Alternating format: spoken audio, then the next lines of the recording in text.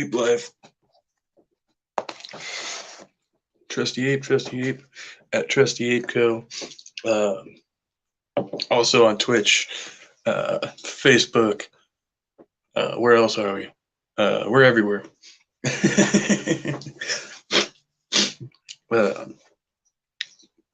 Yeah. So it's Tuesday night. What's up? Just saying what's up. Coughing on the microphone. Just that nice fat head of weed.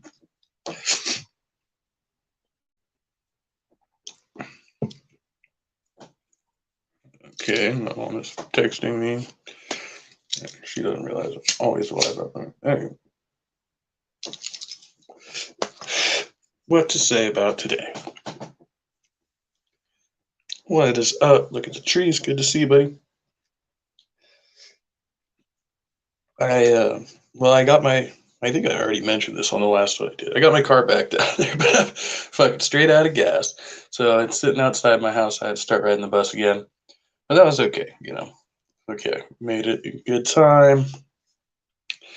And yeah, feeling a bit frantic today. I was extremely broke. She's still texting me. I'll answer this because she's obviously waiting up for me or something.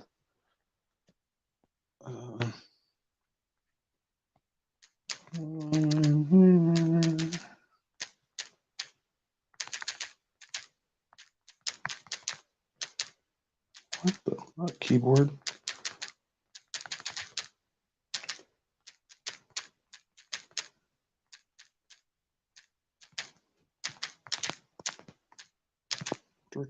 Sorry about that. She just keeps texting me, so I gotta answer something. She's gonna keep.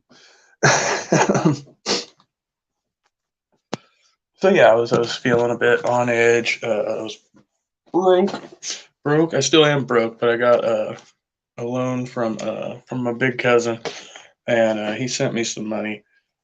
And I'm also I did the irresponsible thing, I guess, and took out a slightly larger loan that I'm waiting to process. It's supposed to process by tomorrow evening. So, but I'm already under another loan, so I'm thinking, and since I get paid on Friday, so I figure I'll just pay off that other loan, and this one I pay off in installments. But it's like crazy amounts of interest if I wait the whole, if I go through the whole process. So I'd rather just like pay a couple installments and then kill it, once I get it back caught up. But at least this gives me a little bit of financial wiggle room. I can go put some gas in my car.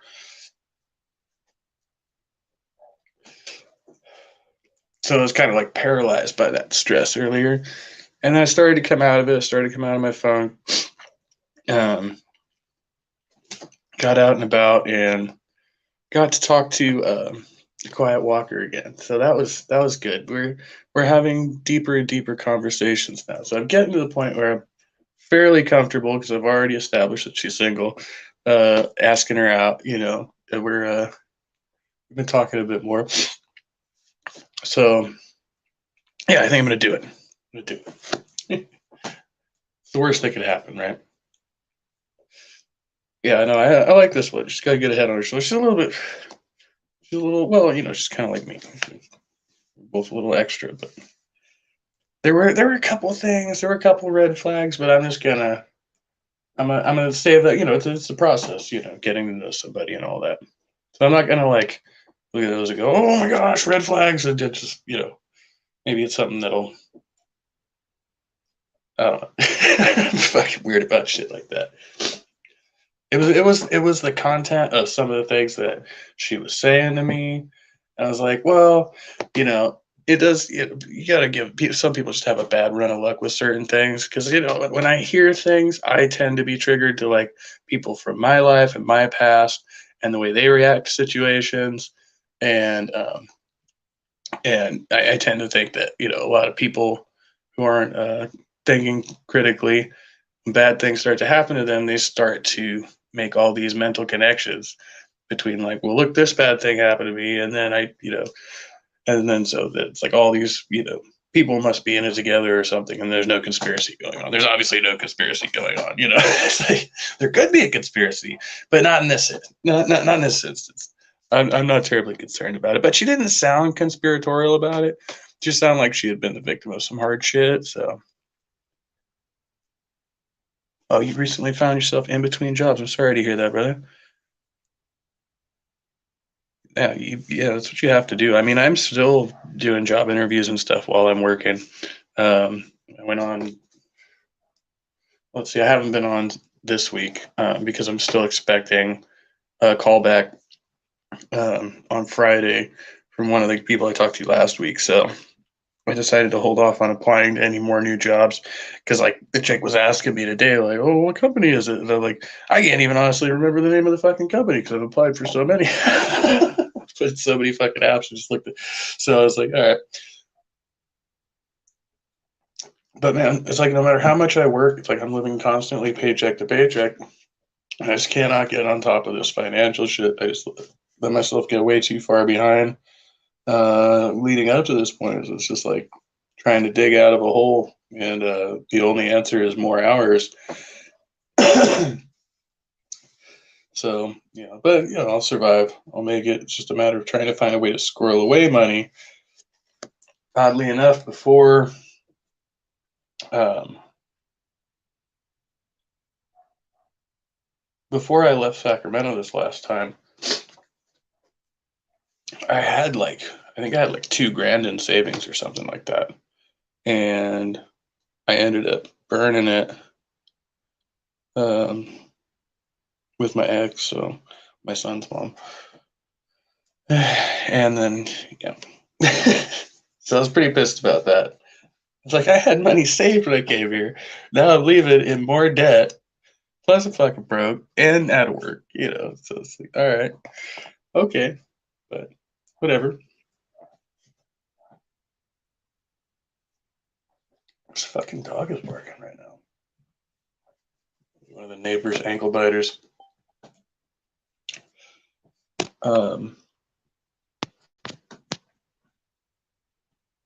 Yeah, so what was I gonna say? Oh yeah, so I joined this I got another text, sorry, it distracted me, plus this dog. I got another freaking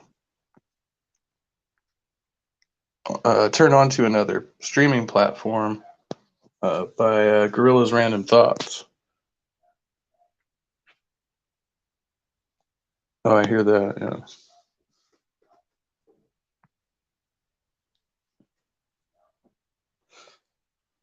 Yeah, you want to keep those funds saved up and like as much as you can for sure, because you don't want to have to start from scratch when you get back into it either. So, just kind of where I was.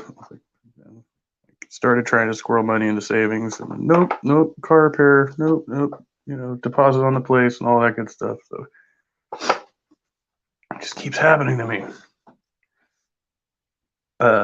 I'm on this new streaming platform I was turned on to by Gorilla's Random Thoughts. He uses it, and so on there they allow you to stream uh, movies and copyright content and stuff like that, and they're connected to Tubi, that's the free service that I use. So we got like a movie night over there basically, and then what Gorillas Random Thoughts does, which I thought was cool, is if you have I don't know, it's probably like two tabs on my Chromebook or something, or I can use two devices and use my Chromebook and my phone. But either way, you can run like a StreamYard panel and a watch party. So, like, we could be watching the movie over on this site, Cosme, and then we could be doing like commentary over here on the StreamYard on YouTube. So you can't play the movie, obviously, but people can jump in, watch the movie, and listen to the commentary, which I thought was a pretty cool feature. So I'm gonna try doing that soon. Maybe like host a watch party over there. There's an open link to join the room in the I'm sorry. Yes, in the doobly doo below. I did put that link there, but there's nothing going on over there right now. But I think you can just like pop in and look at the format. It's pretty cool. There's like several different pre set up formats for you, and then it allows you a lot of wiggle room to customize your room. It looks really fun. Right now, it's just like a living room setup, I think, and then they have the coffee shop set up and the fireplace set up, and just little backgrounds, and then it's got the view screen, which is the main entertainment. You can also just set up and watch from any YouTube videos you want on there, which I think is cool. But kind of unnecessary if you're just streaming YouTube videos. You can do that all day, but it's really cool that you can watch like actual films and TV and stuff. And my channel right now, or my room rather, is set to private, so only people who have this link down below can view it. But there is also an option on there to turn into a public channel, which I don't know. How many users I know on there other than Gorilla's Random Thoughts, but that might be a cool thing to do. So I'm gonna spend more time over there and check it out. Threads, I haven't heard of that one. I don't know that one. I'll have to check it out. They keep trying to recommend me more streaming apps, and it's like, man, I can barely use StreamYard sometimes. But then I see something like this that's like already set up. It's super user friendly, easy to use. So I was testing it out on the bus back. Yeah, I can even stream it from my phone, but I can't multi-stream, which is the problem. But it's like the other night when I was watching Gorilla's stream, I was able to keep the YouTube tab open, like Mini on my phone. I was able to watch the movie they were watching with them and listen to the commentary, like I was talking about, and that was all just from my phone as a viewer. So I think that's really cool.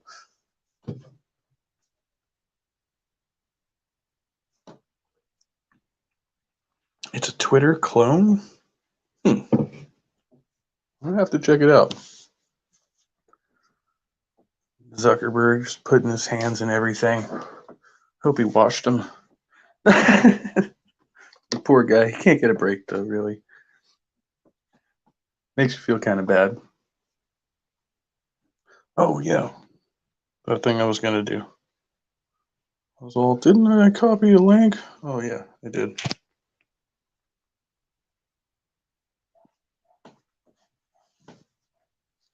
If you wanted to come in and chat, looks like we're 1-to-1 right now, brother. But yeah, the room is open.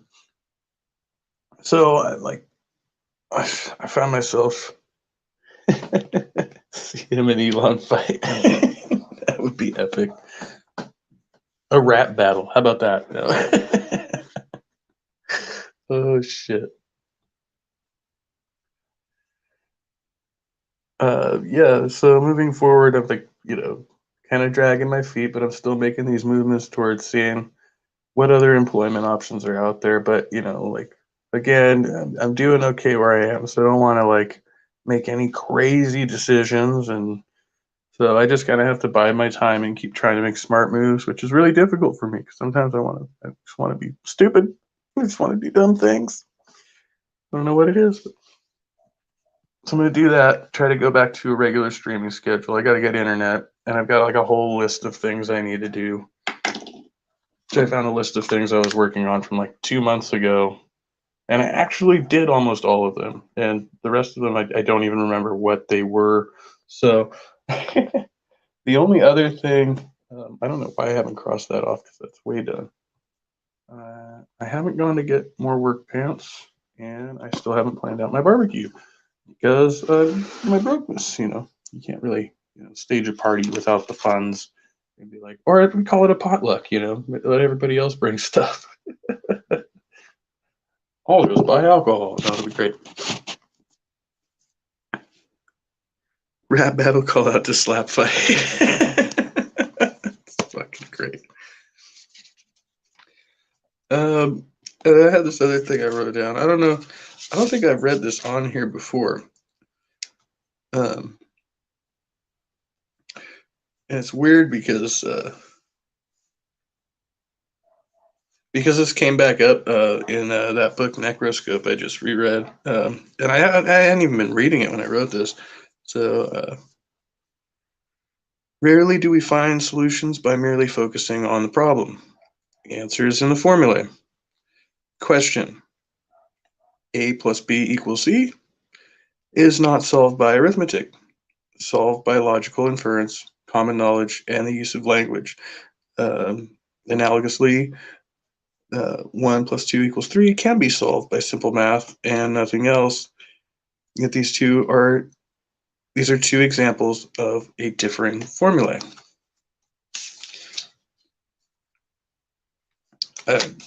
So I guess what I was trying to see, I was going somewhere with this, and then I didn't end up getting to finish it. So I was like, okay, but yeah, so because I was too focused on the wrong problem, right? Like, I think that yeah, that kind of sums it up. That kind of sums up where I've been at. Like, oh, okay, the problem is not my job, right? Like, it's everything else is just me not, I don't know. I am a difficult person to keep content. I'm a difficult person to keep focused, and there is no force driving for me right now that makes me do that, right? It's all about like just me doing it myself. And that's kind of the weird part, like kind of being left to your own devices. Like, I'm so used to being micromanaged, it seems like, that now it's like, oh no, you're your own boss, almost, just about, like, oh, okay, I don't know what to do with this kind of freedom. But so that's why I've been kind of feeling like maybe something that's a bit more involved might be healthy for me to get me out of my own head. It's like now I've gone back to what I was doing years ago, to just walk around and listen to audiobooks, and I don't try to avoid people as much anymore. I mean, I'm a lot more engaged now, so that's good. But I think I was doing that a few years ago, and then I kind of just lost touch with it for a while. And yeah, so now I'm back at it though. Like I want to ask this chick out. I think it'd be good. She's local. She seems like fun. I don't know what she likes to do. But I know she's my smoking buddy now. We talk about our problems.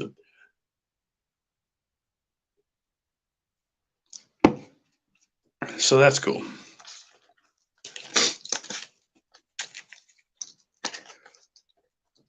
So, all right, what do we learn? Oh yeah, Cosme. Cosme is a cool platform. I'm gonna start doing that. I'm gonna make a new streaming schedule up here, which will, I'll probably fuck up just like the last one, but I think I'll tone it down to probably like, as far as just making sure that I can keep a commitment to like a regular like 4-hour stream on a set day of the week or something, so that I'm not like doing it sporadically and then shutting it down once people come in the room, because that always sucks. We got like you start getting a full panel go, and you're like, oh, sorry guys, I gotta go. And I'm always like, open to leaving the stream running with people in here, but it's just not, generally thing people want to do, So they're like, we can just go hang out on any other channel,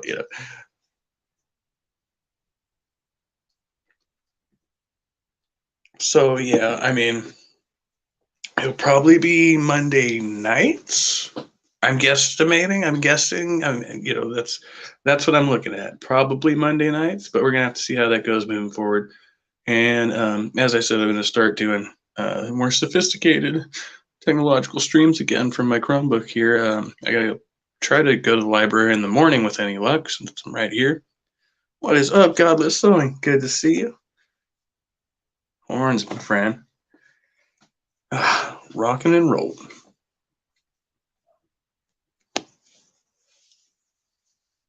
The other thing I've been trying to do is making sure that I listen to music every day, because I realized that I was like not actually listening to music every day, and so now I've been like going back to my so it's useful to sometimes I shut down and I just log into my music channel, and then all I get, well, I get some other notifications, but for the most part, it's just my playlists, like, and new music from artists I like. And so, so every day or so, I'll just go do that. If you don't see me on here, sometimes you might see me commenting in my music channel, as my music channel on your streams, rather.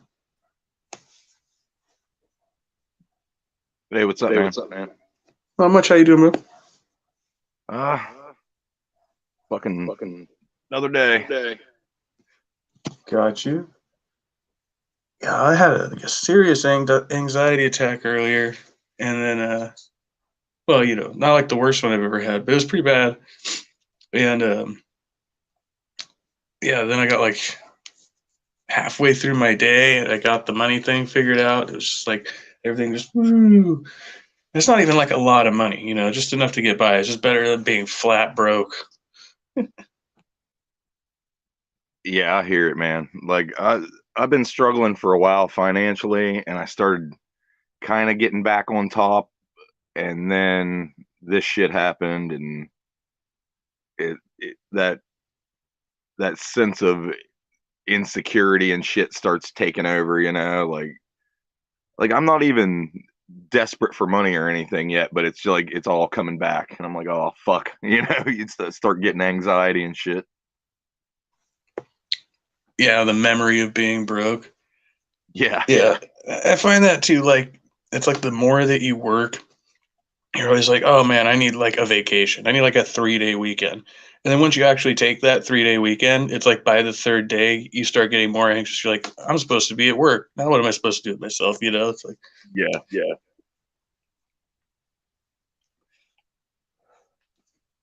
what are you doing for a living? What's that? What's that? What do you do for a living? Or what were you doing? I I was was cooking.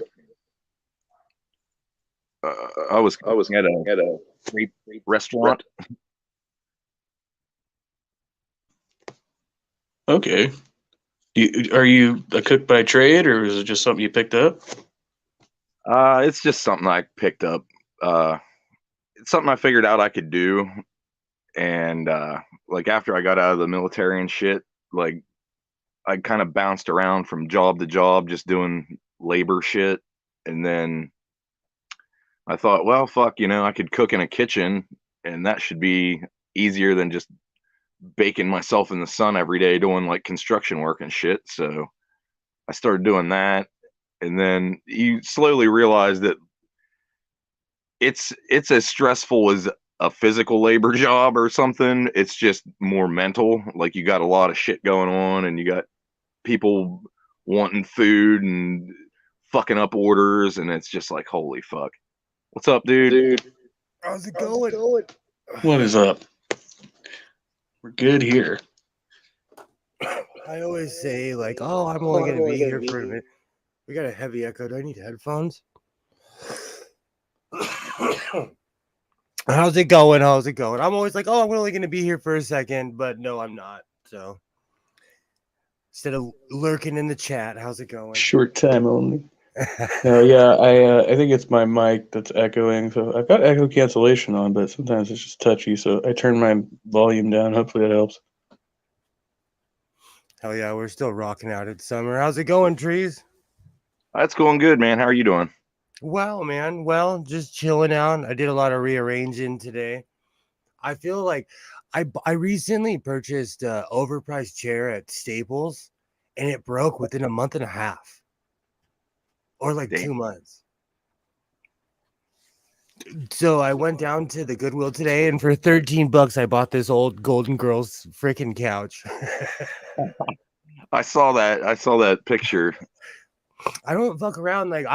It bothers me. Like what you guys were talking about earlier. Like I was homeless throughout my entire 20s, so I still have that inside of me. Like I have 2 jobs. I hustle. I'm doing okay, and I still work like I'm gonna like lose my house tomorrow. I don't think you ever lose that. But Yeah. oh, go ahead, brother.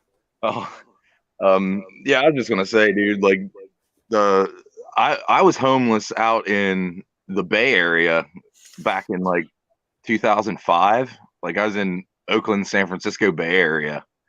Crazy. And that was like back when Oakland was fucking bad. Like it sounded like fucking Iraq. Like there was fucking AK-47 gunfire every fucking where. Dude, you stayed in one of the hardest hoods in California. Like the hardest hood. Dude, I was sleeping in Golden Gate Park and shit back when that fucking killer was loose and shit. Like I was it was wild. I'm familiar with that place. I almost died there surfing. I'd never seen such big waves, and I was totally trying to be like everybody else. So I paddled out, and this Australian dude saved my life. Wow. Yeah, crazy. I saw him surfing out there, like the big bluffs and shit, like the big rocks that just stick out into the ocean, like was amazing to see. Like the West Coast Ocean and the East Coast Ocean are like totally different. Oh, I agree. Totally. Even like when I lived in Oregon, it was strange because people were wearing thermal suits. And on the West Coast, like the water's cold, but the weather isn't, you know? So we wear wetsuits, but not like full thermal fucking hood and goggles and everything, you know? Yeah. Heck yeah. Yeah, that's crazy. When you were talking about that, it reminded me. I spent years arguing back and forth with my son's mom when she moved down to East Oakland, and at the time I wasn't allowed to be at the house. I didn't even know where it was, and she wanted me to come and stay down there and stay in the shelter, and I was like, I'm not staying in the shelter. I'm not staying on the streets in East Oakland. I'm not dead in one night. And then after staying down there for a while, I got so friggin', I just got used to it, and it's comfortable enough that like when we got into fights, I just stay out in my car or whatever. And then the night I got released from jail, I didn't have my car, I didn't have nothing, and so I ended up actually having to stay on the streets out in East Oakland and then Richmond the following night, and yeah, it was like nothing, like absolutely nothing. There was nothing in my vicinity, like I don't know, a veil of protection, but nobody would come near me. Like I saw shit go down, they just didn't come my way. I was like, okay. LA's like that. Like I still like I take my son to the hood when I go shopping and stuff. Like as long as you mind your own business, people leave you alone. Like it's not like I don't know, it's different. I'm considered like an old man. I told you what happened to me with all those bikers one day. It tripped me out. Like I'm considered the old guy because I got gray in my beard, you know? Yeah. So people treat you differently when you're older, I guess. When I was younger, like I just mind my own business, you know. But now I'm just an old man with a vest and a kid. Yeah. Don't get me wrong, though. Like there are people that ask for it around here. I've seen all kinds of stuff, and nowadays it's all political because I live in a really divided town. So it's all political, like grown men getting fistfights over hats.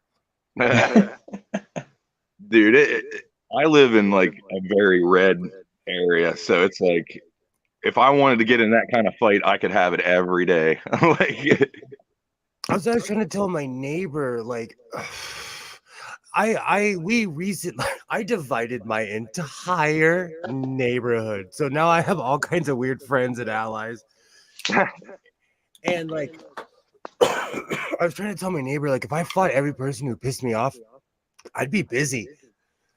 Have you ever seen Jay and Silent Bob Strike Back? Oh yeah.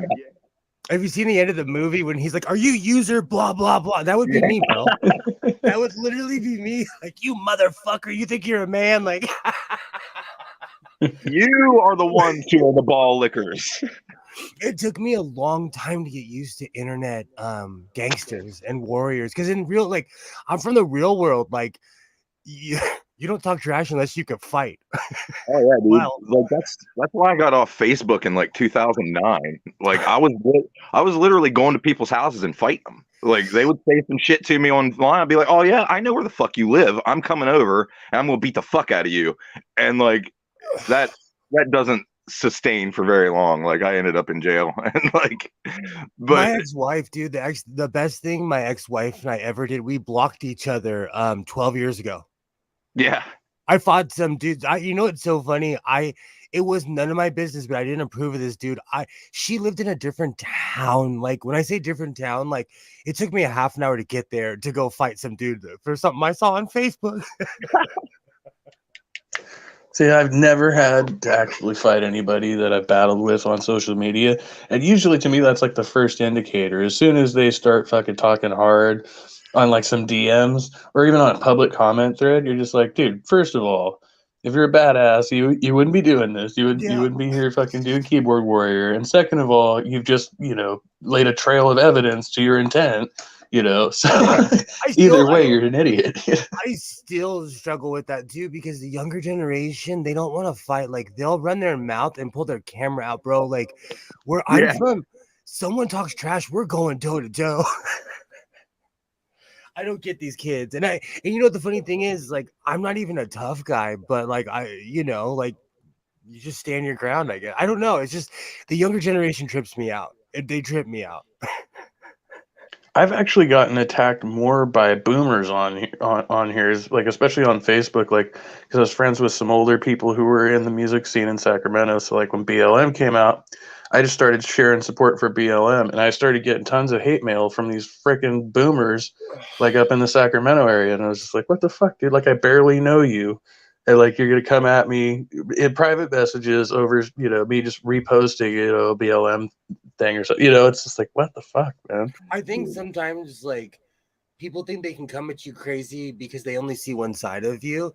Like I talk about LGBTQIA issues all day long, but I'm at home doing push-ups just like you are. Like I'm armed just like you are. You know what I'm saying? Like Yeah. they get a conception of you and they're like, oh, you're just this or this. Like the Liberace, like gays, like those were good guys, but that whole era is gone. Yeah. Well, the right wingers get in their little echo chambers and they got their guns and their whatever, and they march around and carry them at the courthouse and shit. And they automatically think that all those pussy libs, they ain't got no guns. They don't know what the fuck they're doing. It's like, nah, dude, the left has guns too. We just are smart and quiet about it. You ain't gonna know about my shit until I pull it out and start fucking putting it to work. Like, oh yeah. I knew a guy, it's a long story, but I got into selling comic books. My pops used to buy rights to houses, and I found like 10,000 comic books. And I sold to this guy. He was twitchy, and I kind of thought he was twitchy because if you come over to my house, like I had my biker buddy with me, my kid was over here. Like I just had my buddy with me to make sure if this guy got crazy that he'd get pinned against the wall, Yeah. But he was kind of sketchy, and I never knew why. A year later, and he's a total lefty. I mean, like flag waving lefty. A year later, the cop, him and his wife got into it. She called the cops, and she was like, "He has over 10,000 guns in the house." And when I say over 10,000, you could Google it right now. I just don't want to dox myself. It was in my neighborhood. He was crazy. I'm glad I never talked trash to the guy. It's like that Happy Gilmore dude. He had him up to the rafters. Like the cops opened the garage and they couldn't even hide it from the media. Holy shit. That's in Cali. That's fucking wild. Oh, he'd been collecting them for years. And we have like crazy laws where if you have certain guns from certain eras, they get grandfathered in because of certain laws, because they technically weren't illegal back then, Yeah. So there's all kind of loopholes and stuff. And if you're smart, you know what you're doing. But like, quite honestly, I tell this to people, like, whatever firearm you could possibly think of that you have, it's here. It's just someone got it by different means. That's the only difference. Like, I always trip out how some kid in Chicago could have the newest, most technologically advanced gun on earth, but he can't feed himself. Right. Yeah. Well, like, and you see a lot of the kids, like the young kids, they want to show it off. It's not so much that they want to use it, I don't think. They got a new Glock. They got the Desert Tan fucking Glock with the switch on the back, and they got to show it from the back so you see the switch that's illegal as fuck. And then now you're going to jail because you got a fully automatic Glock and you're just fucking showing it on camera. It's like, oh, dude, the new thing, everybody's got those. Well, out here, anything past, oh gosh, I don't even know because I'm not necessarily. I'm a pirate. I'm not necessarily the most legal human, but I think anything past like 10 rounds or something dumb. But everybody has those extended clips here, and it's Yeah. like, bro, I've seen the rap video. Everybody and their mama has one here. Like, and I see them all around because Twitter's awful. Yeah. And I'm on Black Twitter, and like everybody has one. It trips me out. It trips me out. You know, when I see people like that, I'm like, how many people do you plan on fucking taking on? You know what I mean? Like, are you gonna be in like a Wild West shootout where it's you and like a whole posse? Like, what's the necessity for this? Yeah, dude. I see that shit and it blows my mind. And not to mention just how unwieldy a pistol is when you get a goddamn, 100-round stick sticking out of the bottom of it and Exactly. a switch sticking off the back of it and some kind of little pop-up optic and shit. Like now it's getting caught on your clothes. It's getting caught in your fucking pants pocket. Like it's a disaster. I always like they used to say this back, like, oh my gosh, I'm aging myself. Back in the UMTV rap Ed Lover day, he used to always love ask, it. how many people shot themselves in their junk? I want to Oh, know how many people have shot them or in their leg or in their butt or like well, fuck. Like That's gotta be a big number. recently there was I think it was Twitter before Elon took over. There was like a goddamn Twitter site that was dudes shooting themselves in the dick, like on Twitter. Like they would show off their gun and have it in their pants and be like, "Yeah, motherfucker," and try to pull it out and pop. It'd like hit him in the leg or fucking hit him in the fucking, in the dick or whatever. And it's just like, holy fuck. Like there was literally a whole thing devoted to just dudes shooting themselves in the dick. I love those. There's a video on Twitter where a kid sets a gun off and his mom runs in. I literally spit out my drink the first time I saw it. I laughed so hard because she was like, "What are you doing, you fucking idiot?" Like, dead. I died. And he was trying to look all gangster and shit, like posing. Like, yeah. And then bap. Oh shit. In your mom's house, bro. Like, she beat him. That's an old school mom. Oh, You yeah. can tell. You can tell. He probably got pistol whipped with that pistol. Yeah, turn the camera off, buddy. I just wish they would hit like the water line. That's the best. Is somebody shoots up through their ceiling and hits the fucking water line because they're in the basement or some shit. But they always have that classic ass like little child look on their face of like, uh-oh, what did I do? I love that. That shit has me every time. I'm like, you dummy. But I was raised by a hillbilly and I was taught, trigger discipline from the time I had a squirrel. I literally had a baby 22 as a kid. So I was taught trigger. The chipmunk. Oh yeah, fuck yeah. Fuck, I still have it. Yeah, dude, those things are awesome. I think I can safely say I have never accidentally discharged a firearm. I would remember that. That's never happened. I had one go off in the fucking holster. Really? Yeah. A 1911. Oh, fuck yeah. My backpack strap was evidently touching the hammer. And like I was hiking through bear country and my backpack was like slapping me in the butt. So I yanked the straps to cinch it up and it flipped the fucking hammer and went off in the holster. And went through my leg. Oh damn! Oh shit! Yeah. You just got the meat though. Oh no, it exploded my shin bone. I got a fucking titanium shin bone. How'd you get back? I had to tie a tourniquet on myself. Like I almost bled out. Like it was bad. It was bad and getting worse very fast. But sorry, go ahead. I had one of those the desert scarves, the shamogs. Oh yeah. And I had a walking stick and I tied that fucking scarf around my leg and stuck the walking stick in it and then twisted it around with the stick to like put more leverage to it. Right. And as I was doing that, like my vision was blacking out. Like it went from color to black and white, and then it was just going completely black while I was applying pressure. And as the pressure got to where it was like when I was twisting the tourniquet around, it started like hurting bad. Oh And yeah. as it was starting to hurt, it was putting pressure to the system, and my vision came back. Like as I was twisting that thing around, my vision went back to black and white and then back into full color, like as I was doing that. And like I had my dog with me, and like I yelled for help, and there was two dudes working on a barn. Like I was out in the middle of bumfuck nowhere, and there was two dudes working on a barn, and they heard the gunshot, and it's like a protected area, so you're not allowed to hunt there.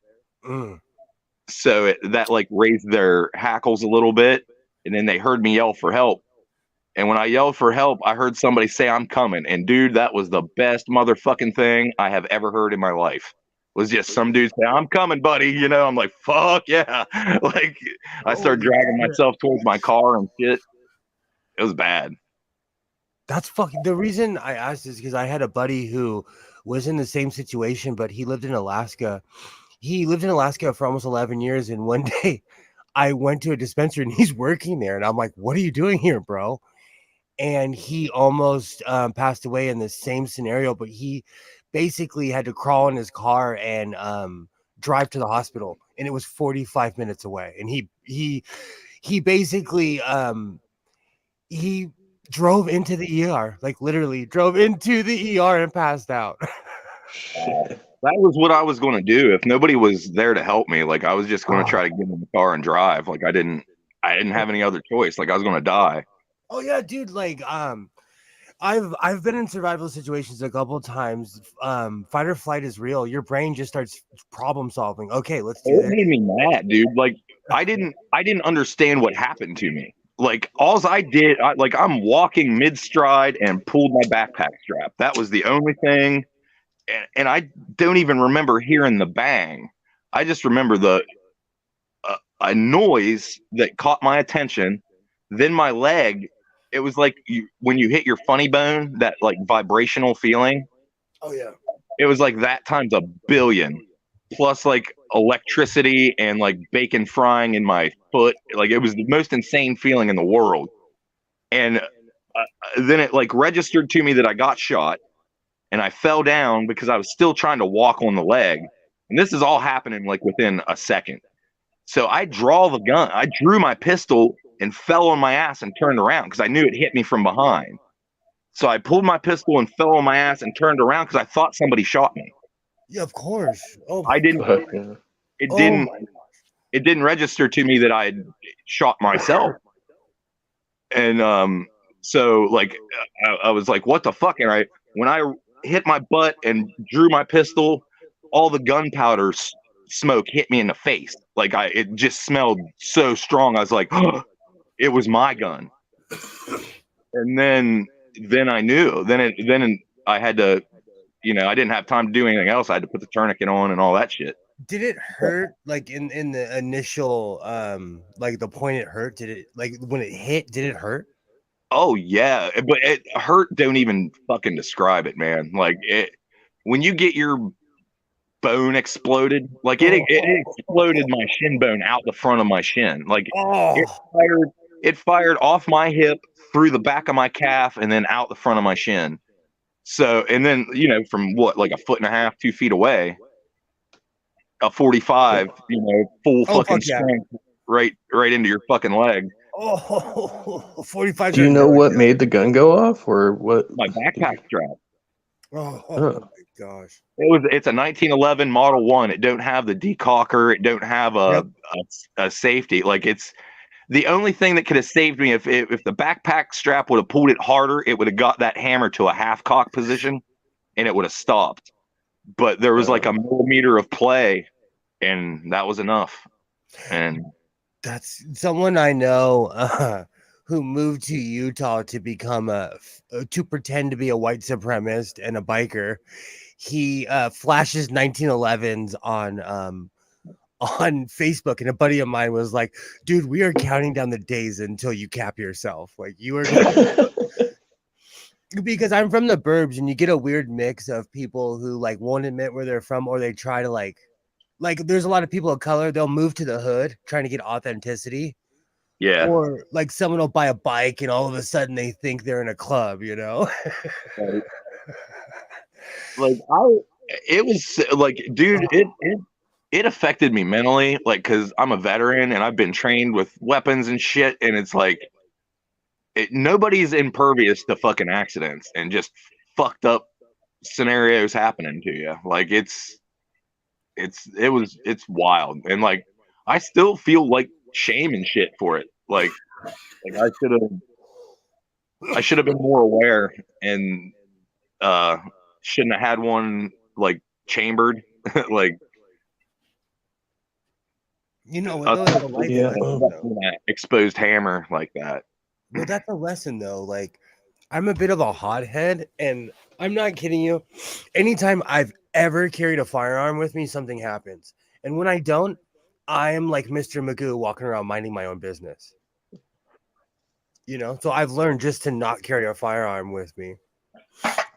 Yeah, I've never like carried like that. Like I've always only gone out shooting with the intent to shoot. So like anytime I have a gun, I'm going somewhere, you know, to a range or out in the woods or whatever. But it's for practice. Like I've never felt the need to just go walking around with a gun. Like even on the job, like a taser maybe, but I don't want a gun. I'm good. Now that I can talk about it because the statute of limitations is gone, there was a guy that my parents fired one time, and he swore he was going to come back and go postal, as he said. So we all sat there with bikes at the end of the property just waiting for him. He never showed up. He probably drove past us and was like, oh, crap. I can't do that today. Yeah. I did fire a couple warning shots at a guy one time. My first girlfriend's ex-boyfriend, who had been my friend, and then anyway, I ended up with her, and he came over to my house, and he jumped out of I don't know who drove him, but jumped out of a car with a freaking bat, and I'd known he was coming, so I borrowed my neighbor's 22. So as soon as he jumped out of the car, I just freaking opened up the window and I fired a couple pot shots at the ground in front of him, and he, hopped back in the car and they sped off. So I have like a question about that, because there's varying degrees. Like, I literally judge the person. Like, if I consider them a high protein person, like, okay, they're probably gonna do what they said. But like my ex-wife's ex, he would come at me and it was sad. I would like push him on the ground. He like, I outweighed him by like 50, 60 pounds. It was just sad. Like, I felt sorry for the guy, and he ended up taking his life through heroin. Oh, wow. Still to this day, like where I live, that's a big, like, everybody like it's a big deal. If people don't get jobs and move on with their life, they become H addicts out here. It's like, it's a disgusting, or everybody else is on meth here. I live in the suburbs. Like, I don't live in the city. I'm from the suburbs, so we have suburban problems here. Right.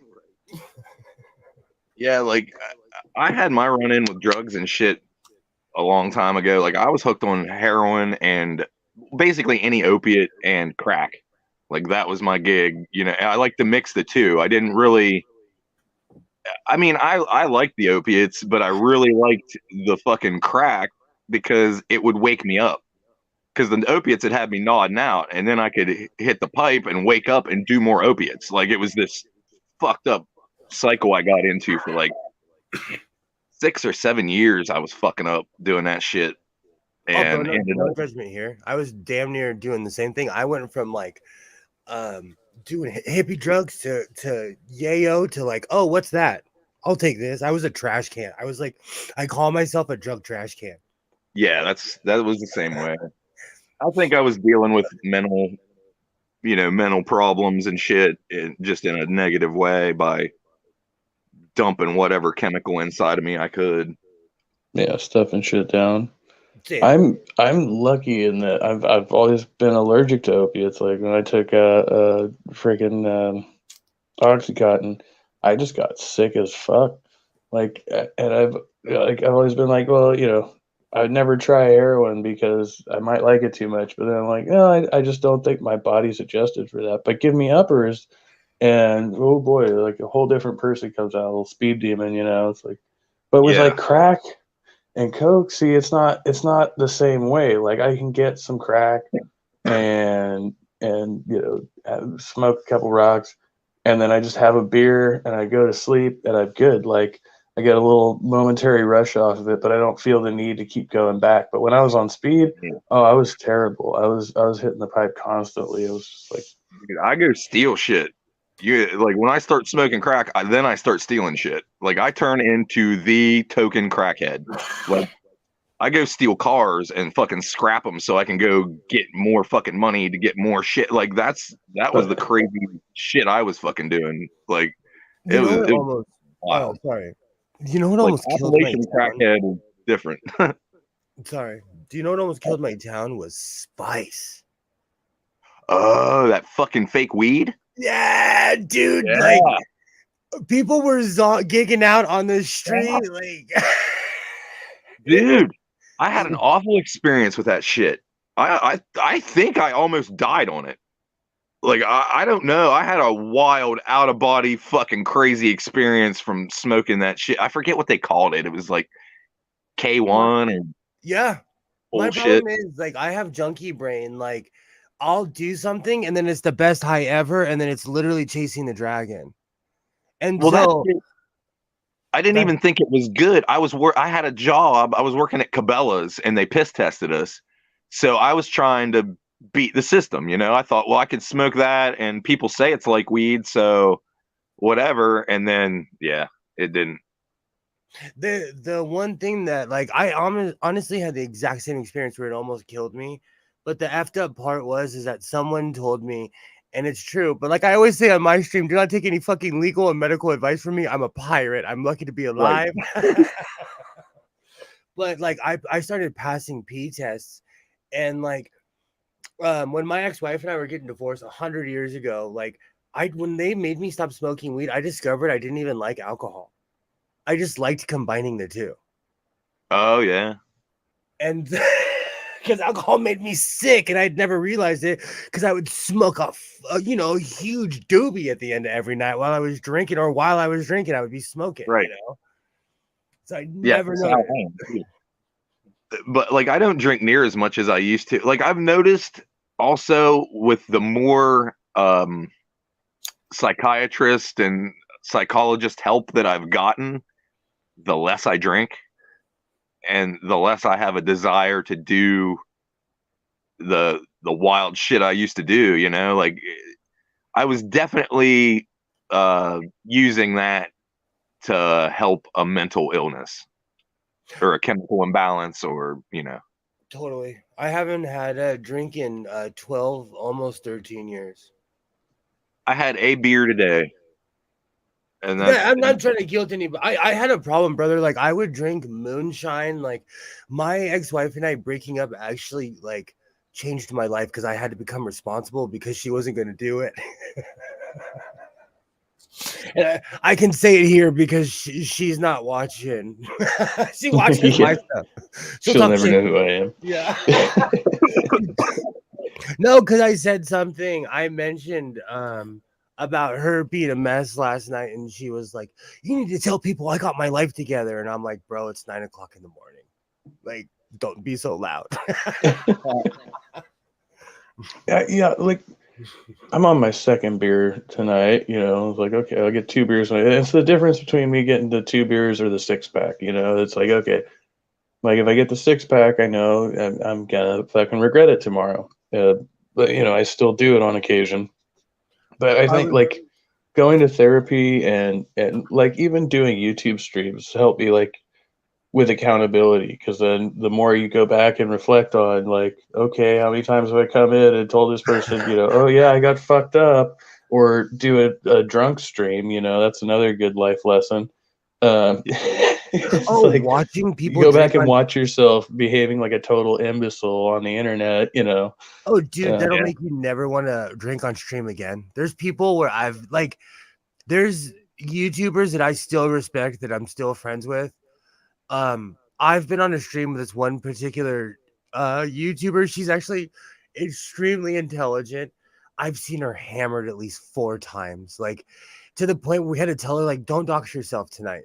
Don't tell people. She would tell people exactly where she lived, and she was popular, and she had stalkers. And like she had to get a restraining order on a guy, and we'd be like, "Stop doxing yourself, bro! Like, stop doing that." Because when you get drunk, you get loose and you start telling people, like, yeah, I'm a real person. Yeah. Oh, you want to see, motherfucker? You come down to 503 Bass Lane and you see what the fuck happens to you. But there was a white supremacist who, he was an ex-white supremacist, and he would get tough guy with everybody online. And he said where he lived, and then 2 days later, he had a stream about being doxxed. And like, I've been doxxed, so I'm mixed about it. But I didn't dox myself; someone else doxed me. But if you dox yourself, like, bro, what did you think's gonna happen? Especially if you're a hateful person, like if you're spewing out vitriol and then you dox yourself, like yeah, you might. He tried, but like, you know what? I'll give this person some credit. Like, he really tried, but if you ticked him off, he would just pick up his shirt and flash his giant Yahtzee thing on the side of his chest. Like, we got into it in DMs, and he like tried to call me out on Twitter, and I was like, "What kind of Yahtzee are you, bro? Like, we were duking it out man to man, and you put me on blast on Twitter. Like, you're a weirdo." Yeah. I'm not built. Oh, there you are. I'm not built for I wasn't built for YouTube. Yeah, I don't know. I don't know. I see how it works and how the drama happens and shit, and it's like, fuck. Because like people I like start hating each other and shit, and it's like, fuck me, man. Like, I don't know. Yeah, it does devolve into like some grade school shit, like a monkey in the middle. It's like, no, I really don't have to take sides in this particular. I'm sorry, no, because you're right. You're right, because if you thought about it, just like an actual effing society, if we put our petty bullshit aside, we'd be like Voltron. We'd be unstoppable, Oh, yeah. But in true shitty human form, like, we get in groups and we hate each other. Like, I'm canceled in 4 or 5 different groups, but the internet is huge. Like, it doesn't matter, I've heard that too, though. Like in philosophy, they actually say that exile is worse than death, and that's that group mentality. They think, well, if we exile you from this group, it's going to be like some great shame to you. But there's just so many groups out there that it doesn't seem to work like that anymore. Like, that's like an ancient superstition. Well, and you've got groups that are like reactionary to people getting kicked out of other groups. Yeah. Like if you get kicked out of a certain group, if you get kicked out of like a trans ally group, there are a bunch of transphobes waiting on you with open arms, telling you were right about everything you fucking said. You know what I mean? And it's the same with everything. Anything you can be a bigot against, there's a group waiting for you out there if you get booted out of your community. And if you want to laugh, like, I didn't know the manosphere existed. Like the alpha and sigma shit? I had no idea, bro. Like, I sit at home and watch old sewing videos. Like, who am I to judge? I don't judge anybody, Well, you're obviously a beta male. Dude, I drive a tractor. I wear a cowboy hat. I drive a truck. Oh yeah, dude. You're probably more alpha than any of them motherfuckers. And they don't goddamn know it. I laugh at these guys, like, especially I have this thing about a beard. Like, you should not be able to grow a beard unless you can change a tire, shoe a horse. That's the too much beard on a city boy fallacy, I think. There was this you turn into a hipster. What did that guy? Oh, the guy at Walmart had a beard. I thought he was my age. He was a kid, and like, I was talking about a Sega with my son, and he's like, "Yeah, my dad had a Sega." Oh yeah, I remember you telling me that. Yes. And Isaiah did the ha ha because he knew that guy hurt my feelings. Yeah, dude. Like I still, like, a lot of people can't really put their finger on how old I am until I start talking because of I think it's the tattoos and shit. Like, it confuses some of the boomers around here. They think because like tattoos are still kind of, I wouldn't say taboo, but like on certain areas, like if you have them visible, like I can't cover up my tattoos. I'd have to wear gloves and a scarf to fucking cover up. Right. So like people, and I'm in like a Bible Belt pretty much, and I don't know if you guys know it, but like my throat is an upside down cross with the severed head of Jesus Christ and Ronald Reagan. Fuck yeah! See, that's what I was gonna say. If your tattoos are like And then it says, very provocative, yeah, I'll it says say, anti-Christ and anti-government in Latin on the sides of my neck. Like, Dude, Reagan real destroyed fancy. America. That's an awesome tattoo. Huh? Reagan destroyed America. That's an Oh, yeah. awesome tattoo. I hate that motherfucker. Like, and I We are still gotta get it. so- I gotta get it finished because like the dude that was doing the tattoo passed away of cancer. Like, wow, Oh. still in the process. But I got a dude lined up that was friends with that dude that I'm gonna try to get to finish it up. I used to be involved in a circle of tattooists when I was in my early 20s. That's a crazy group of people. Oh, I was yeah. the only person who wasn't a convict, quite literally.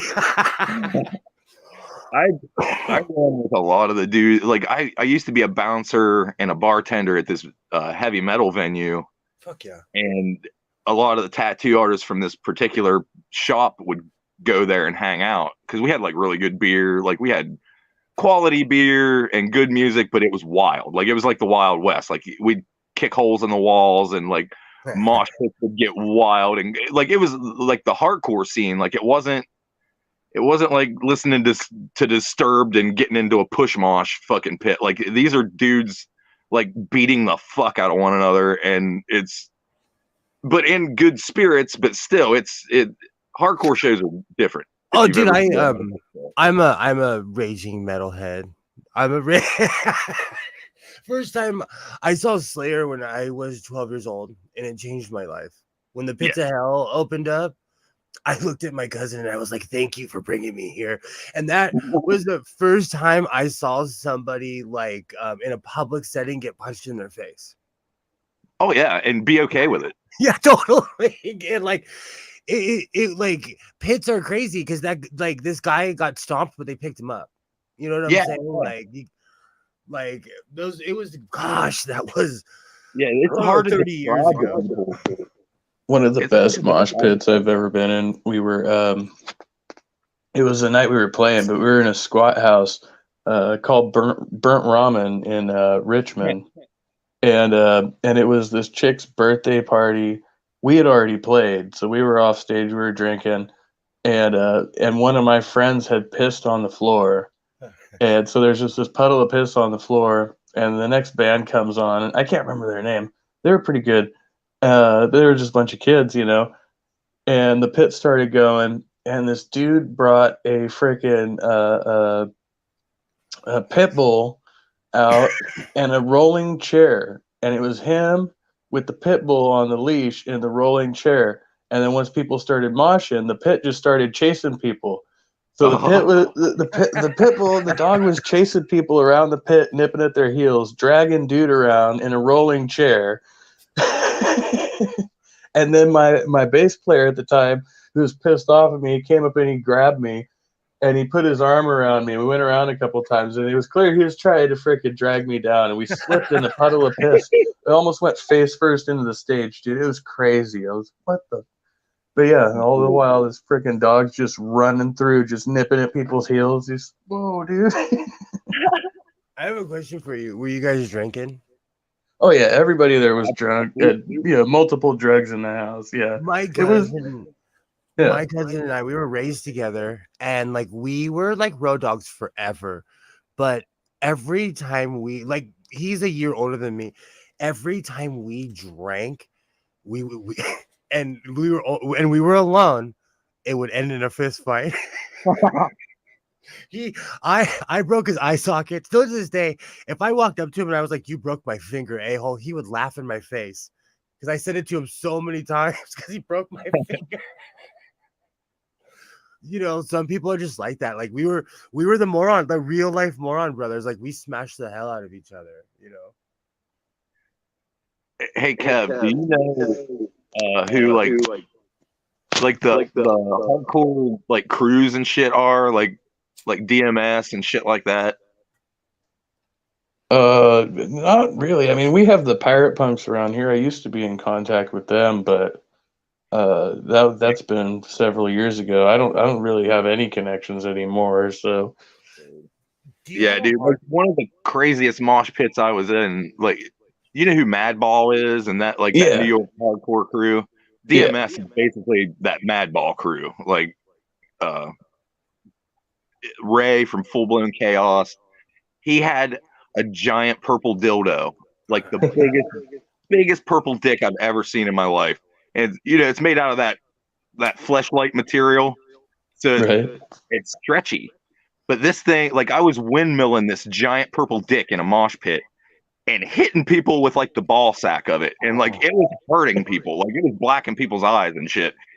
And like this was going on.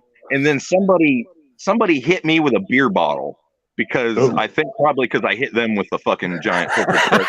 yeah, yeah. And then like the beer bottle exploded off my head and I grabbed the trash can full of beer bottles and dumped it into the pit and just started knocking people into the broken glass. And like it was a fucked up what like the pit just devolved into like a giant fist fight. It was amazing. I See, miss I'm it. one of those guys because I'm a scrawny little guy, so I always like if I feel like somebody's picking on me, I'll start throwing low elbows and then running. You know what I mean? Because you're in the Yeah. circle, so it's like okay, this dude just freaking barreled on me, so I just freaking jabbed him in the ribs and took off. And Dude, when I was at Dropkick Murphys, 6, 7 years ago, something like that, and I was doing that, but I was out there in my freaking Duster, and some guy got the idea to come up and he stepped on the back of my coat, put me on the ground. I was like, oh, big mistake. I didn't even know who it was, but I'm pretty sure that I had gotten into it with him. But I yeah, have what I call the Marty McFly syndrome. If you call me yellow, I'm gonna turn around and try to fight you.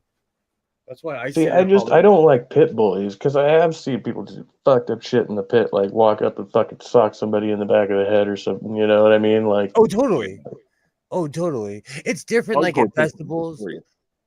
There was this place called I Love LA where every Wednesday they'd have gay night. Every Thursday it was punk night. I miss that place. But like Dude, we had no. rules in the pit. We had rules. So if you were a bully, you were probably from out of town. You know what I'm saying? And you'd get Yeah. dealt with. But I used to go to a lot of festivals and I started like picking people out, like, all right, I've seen that guy in Arizona. Stay away from that guy. Like that guy will hurt you. Like he'll come for your eyeballs with his elbows. Like, right. Yeah. and I'm 5'9". I'm perfect elbow height. It just depends on the venue. And like, I don't know. Before it was legal, I smoked a ton of weed at the Iron Maiden, Motorhead, and Dio concert with literally like I was in the pit and the cops protect the pit because they don't want people stealing seats, and the cops were basically protecting me as I'm smoking a bowl. Fuck. So one of my biggest scars, a significant scar under my left eye, I was watching Agnostic Front, and I was behind the pit. So I was behind the big dude in front of me who's supposed to be guarding the pit. It was a tiny little venue, the distillery up in Sacramento, and so Agnostic Front was going. I don't remember what song was playing, but I'd been in the pit and I had gotten out for air. And I'm back there, I'm watching, and out of nowhere the pit shifted, and I could see it, but I just didn't have time to react. And the dude standing directly in front of me, big old 6 foot something motherfucker with a shaved head, just fucking fell straight backwards. And as soon as I knew it, the back of his head made contact with my face, just split my eye wide open. I was standing there for a minute, dazed. I didn't fucking go down. I was still standing. And he went down, and I was like, oh, I helped him up, and he ran into the bathroom to go check himself. And then I'm standing there for another minute, and all of a sudden I realized I'm gushing blood. And so then I ran into the bathroom behind him, and I'm looking at him, and he's wiping my blood off the back of his head, and he's like, "You good?" And I'm like, "I'm okay. Are you okay?" He's like, "I'm fine." "Oh shit, you're bleeding." He's like, "You need to go to the hospital." But I did not go to the hospital. I gauzed that shit up with paper towels, and I went back to the bar. I was like, fuck it. I ended up duct taping that motherfucker shut when I got home. Yeah, I've had something like that.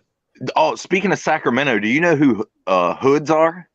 Yeah, they were playing that night as well. They opened for Agnostic Front that night. I know Dude, I Mikey. know Mikey Hood. Like I used to fucking hang out with him.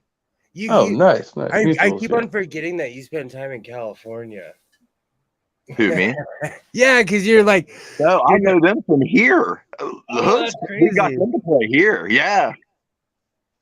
But I have been to California, but yeah.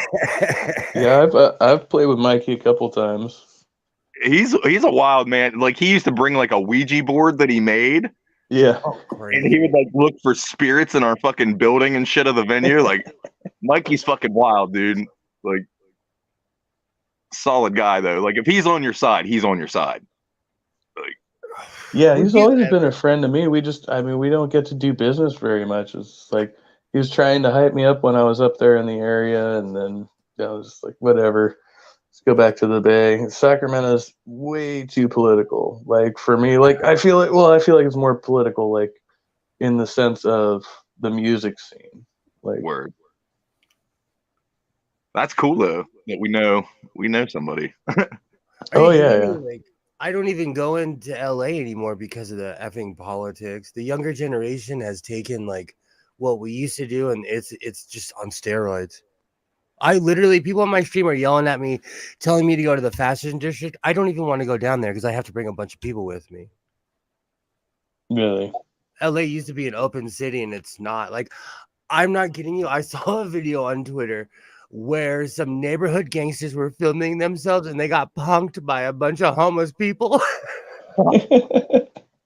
They were like, LA's dangerous, man. And they're from here. And I'm like, bro, stop running. You're making us look bad. Like, stop running. We need the tourism. No, Hollywood is fallen, man. Like, not. And that's another place. Hollywood is where I became a man. I missed the old Hollywood. It was nothing but mayhem, but it was they weirdly looked out for each other if you were part of the community. And like first off, the TikTokers have taken over Hollywood Boulevard. Let's be real. Like, okay, you can dance. You've taken dance class. I'm over 40. I don't watch effing TikTok. I don't watch people dancing. It's not my thing. Yeah, I watched that one dude that I post on my fucking community thing that pulls up and throws his sunglasses and then dances at Michael Myers. For some reason, I love that guy. You're right. That's weird that when you said that, it like instantly in my mind, I was like, the last time I was down on Hollywood Boulevard, TikTok did not exist. Like it was not a thing yet. And that was not that long ago. I go driving around like just to like tell my son like, hey kid, you could live down here if you work hard so you don't live down here. But like every time, because coming from North Hollywood, anyone in LA, like it's like a secret route, but like you literally come back you go down Lake Ocean Boulevard back where Universal Studios, you make a left and then you go down and it takes you down to the main route, the main streets.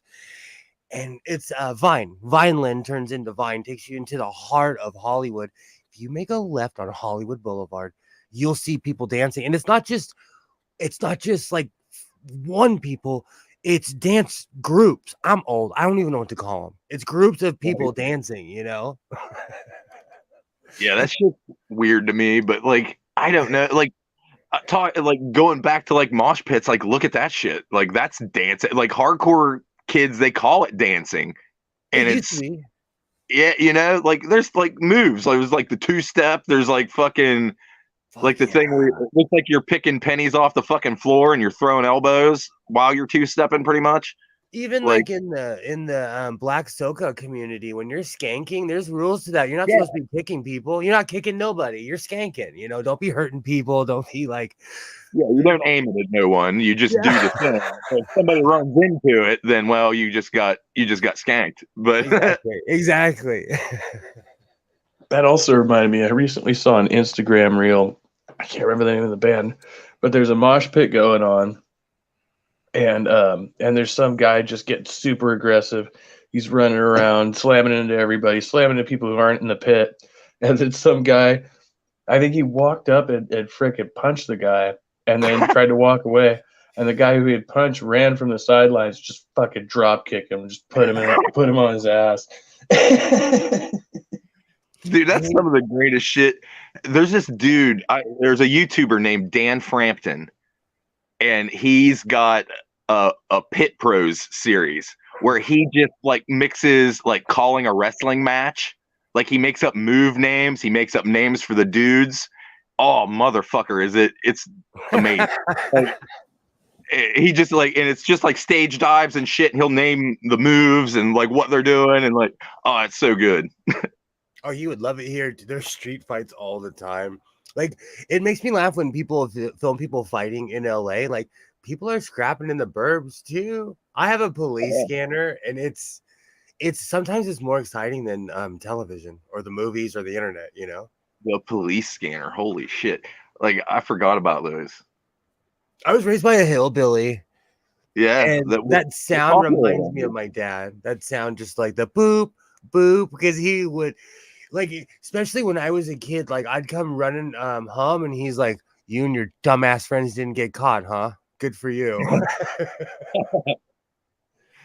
He knew because he's listening to the police scanner, you know. Oh, my mom was oblivious to what I was doing. I was always a little troublemaker, but she had no idea. In a lot of ways, I feel like I got lucky because the one time I lost my mind on shrooms, I ran to my parents' house. I didn't even live there anymore. But because my parents were 42, they were in their 40s when I was born, I walked into a house of two people that knew about drugs. And so my mom's like, "Drink water here, eat an orange. You'll thank me later to get some vitamin C." Like, they helped me not freak out. I lost my mind on shrooms. The most I'd ever had was half an eighth, and that night I ate 3/8 like a moron. I was a kid. I was a moron. Yeah, that's quite a bit. Eating that much in one sitting. I remember people always telling me that when I was younger, though, we'd eat oranges with the shrooms, like a chaser almost. You'd like, get plenty of orange. Okay, whatever. It works with acid too, and like I always say, don't take any advice from me. I'm just talking bad advice. My mom tells me all the time, she's like, "I feel sorry for your son because they're gonna have to reinvent a drug for like you not to notice if he's on something," and that's true. It is true. There is that green shit that NoFX snorted in Singapore on television. I've never had that. Yeah, there's very little. The only reason I haven't had something was because it wasn't put in front of me at the right time and way. Because I'd have done it. Oh yeah, exactly. But like, let me ask you a question. Like, at your age now, if someone was like, "Hey, would you like you want some shrooms? Would you take them?" Oh, I've got a fucking ounce and a half of shrooms in my fridge right now. Ever since I freaked out, I'm like, my ex-wife is trying to get me to start microdosing, but I think because I lost my mind on shrooms and I haven't done them in like, I lost my mind 2 weeks before September 11th, and that's the last time I did mushrooms. Well, I mean, if you've done them in any regular fashion, like, you need to be in a good headspace when you go in there, and like, if you're paranoid that something bad's going to happen, that ain't going to put you in a good spot, you know? Like, you gotta mentally be ready. It's so funny that you would say that, Trees, because that's my advice to anyone for anything. I always say, like, I'm no one to judge anything. If you can hang, do it, but if you can't, like, don't do it. And that's the only real advice I had, because I did a lot of acid as a kid, and like, if I was having a bad day, it was a bad idea to take it because I was going to dwell on it for the next 12 hours. Yeah. I feel like shrooms would be like the safest thing I could possibly take right now. But I just don't have regular access to it. So it's like, okay. And I don't go really seeking it. So I just wait until they pop up, It's like, okay. Yeah. But I do feel like it'd be like one of the safest things I could possibly take if I were to go on an adventure, I just recommend a Sherpa. If you're unsure, have a tripping buddy. You know what I mean?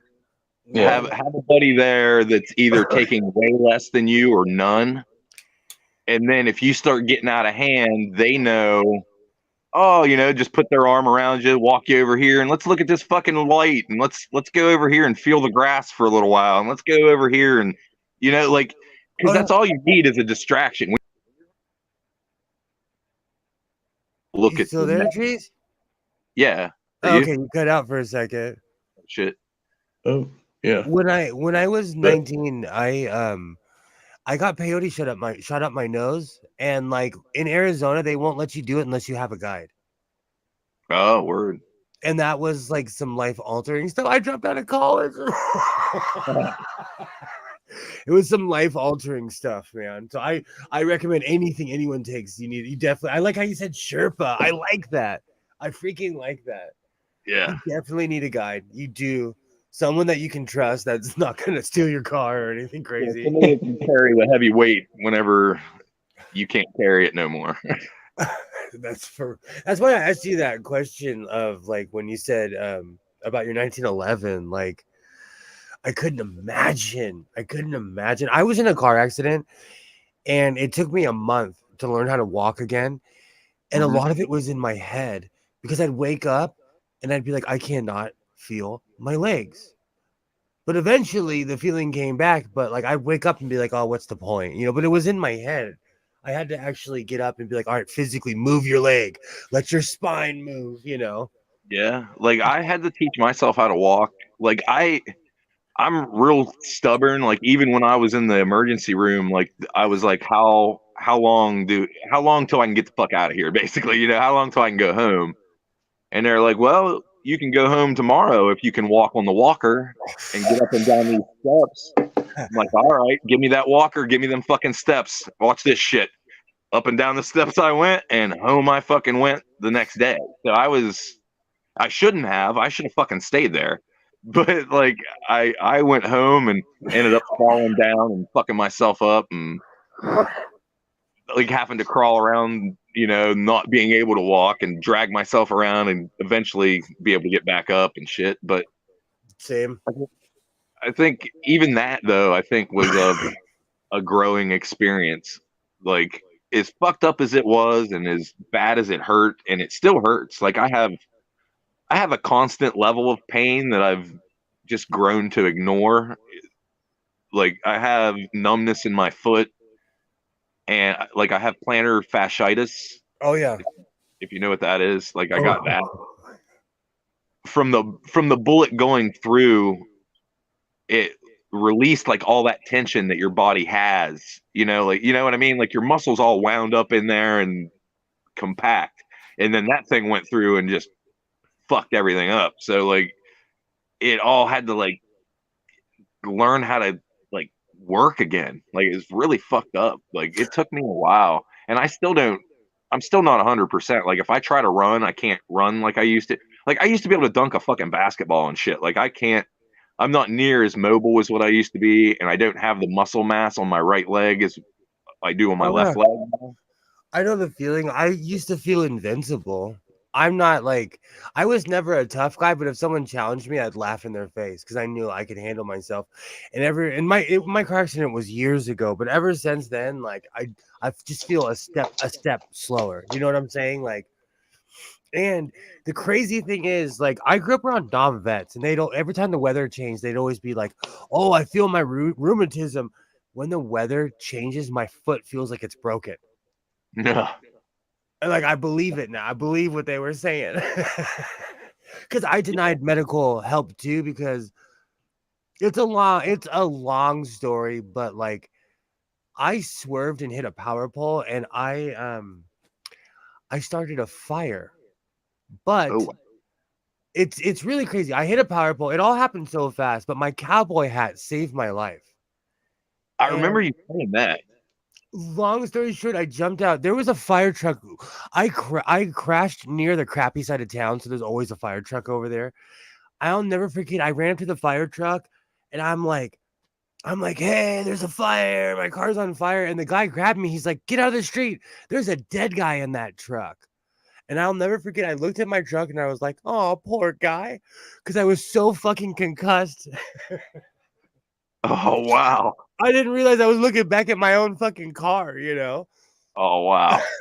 I literally said out loud. I remember that I was like, "Aw, poor guy," because my truck was on fire. It was like the first show truck I've ever owned. Like, there's that one. Like, I'm not a show off in that sense. So I'm down. Like, I'll drive a crappy car. I don't care. Yeah. But You know, yeah, but still though, when you get that nice fucking car, you want to take care of it. it was the first show truck I ever owned, ever. I took a billion pictures. It was the craziest accident. I shut down power for 17,000 homes. Holy shit. I put it on Facebook, and everybody was like, "Oh, I'm glad you're alive, but F you." Everybody who lives on that side of town. Edison tried to sue me. And then, like, because the truck was in my dad's name as well, they tried to sue my dad, but then they got caught. Edison got caught being liable because the infrastructure is so old. If you touch a power pole in California, it starts a fire. So Do you not? Oh, go Oh, ahead. sorry. Oh, well, I was just thinking about the message that the firefighter gave you. Like, do you think maybe he knew that you were the dude in the truck, and that was like, a message, like hint, hint, something that's gonna stick with you? Oh, there could be a dead guy in that truck. You might have been dead. Was a I was like so whacked out. He could have told me the sky was purple, and I would have been like, "Cool, bro." Like But you remembered that it stuck out to you. I mean, for the rest of so my life, because like that whole episode was traumatic. And like when the adrenaline came down, I swerved, and like I avoided a woman that had a kid in the car, and I remember looking the kid in the eye as I swerved. So I saved their lives. The woman ran off, took the kid and ran off. So like the cops show up and they're like, "Did you crash by yourself?" It was a crazy accident. And I'm not like saying anything about gender or race, but if I had ran off from a car accident, they would have had 5 warrants out for my arrest. And they For let that sure. lady go. No bias in this here country. Our sheriffs are corrupt. They're more lazy than anything else, but they're like, the one thing I'll say about LA County sheriffs is they'll shoot anybody. Oh, it's like a fucking gang. Like cops are like a gang. Like they just roll around in cars, roll up on people, and shoot the fuck out of them, and then they'll investigate themselves, find themselves innocent of any crimes, and then it's all good. Like I say this all the time. The cops, we literally pay people to kick our asses. We pay people to pull us over and harass us. Like we pay those motherfuckers to harass we us. need to. I think that the whole defund the police was a bad not a bad idea, but it's a bad way to say it. You know what I mean? Like, Oh, totally. you don't want to defund them to where they don't exist. You want to demilitarize them. We did that here and they literally laid down their arms, and we now live in Gotham City. The cops, like, we had to fire Viragosa because he went on Fox News and was like, they defunded us. We're gonna stop working. I'm not kidding you. You can look at the time he was on Fox News. Our crime rate skyrocketed because he told the criminals, like, we're not going to respond to calls. Basically, yeah, you give them a green light. Well, I think one of the main things, as far as you were talking about demilitarizing, and when people say defund the police, and I think like, when we first started having police in the U.S., they were more like what they have in the UK now. They're lightly armed. The very first police were slave chasers. Yeah, they were slave catchers. That was it. Well, no. Prior to that, you had the I mean, that's where the coppers, the patties. That's what I'm thinking of. Like, you had those groups who were basically like, little militias, but they go around with their billy clubs and they're playing sheriff, but they didn't have guns. Most people didn't have guns, openly during the revolution. Like, in reality, unless you were fighting, you didn't have a need to carry around a gun. That was the whole fucking point of the thing, right? So the cops didn't have guns, and that's what I think. Like, every cop now needs a gun. No, that's not a necessity. Like you can call in specialists if you need somebody who's armed, but people who are if just you out need a on gun, patrol. you should be calling in the gun. You know what I Right, mean? Like if you need a right. cop, you should call in a cop. Or if you need a social worker, you should call in a social worker. I agree. Or a social worker with a cop backup. You know, like something, leave the cop in the car until there's a gun involved. And then cop with gun can get out and do cop with gun stuff. Yeah, But yeah. I'm not kidding you. They literally, like, if you were to run in your house, they'll show up with a tank. oh yeah, Where that's I what live, I do. They just keep escalating. If somebody just runs into their house and there's no reason to think they're going to go in there and hurt anyone, leave them the fuck in there for a minute. You've got them contained. You know where the fuck they are. Like, just surround the house and chill out for a fucking second, and But then they wait to can see flush all the evidence down the toilet, man. right. But if they have a hostage, by all means, plan a fucking entry, breach the door, and take them the fuck out. But like, you can't do a hostage rescue on everything. You know what I mean? Like, and that's what they're doing. They're running in, guns blazing for everything. well, they have this like weird thing. Someone who literally taught me everything I know. He was a lifelong criminal, let's be real, but he's one of the most respected people in my area.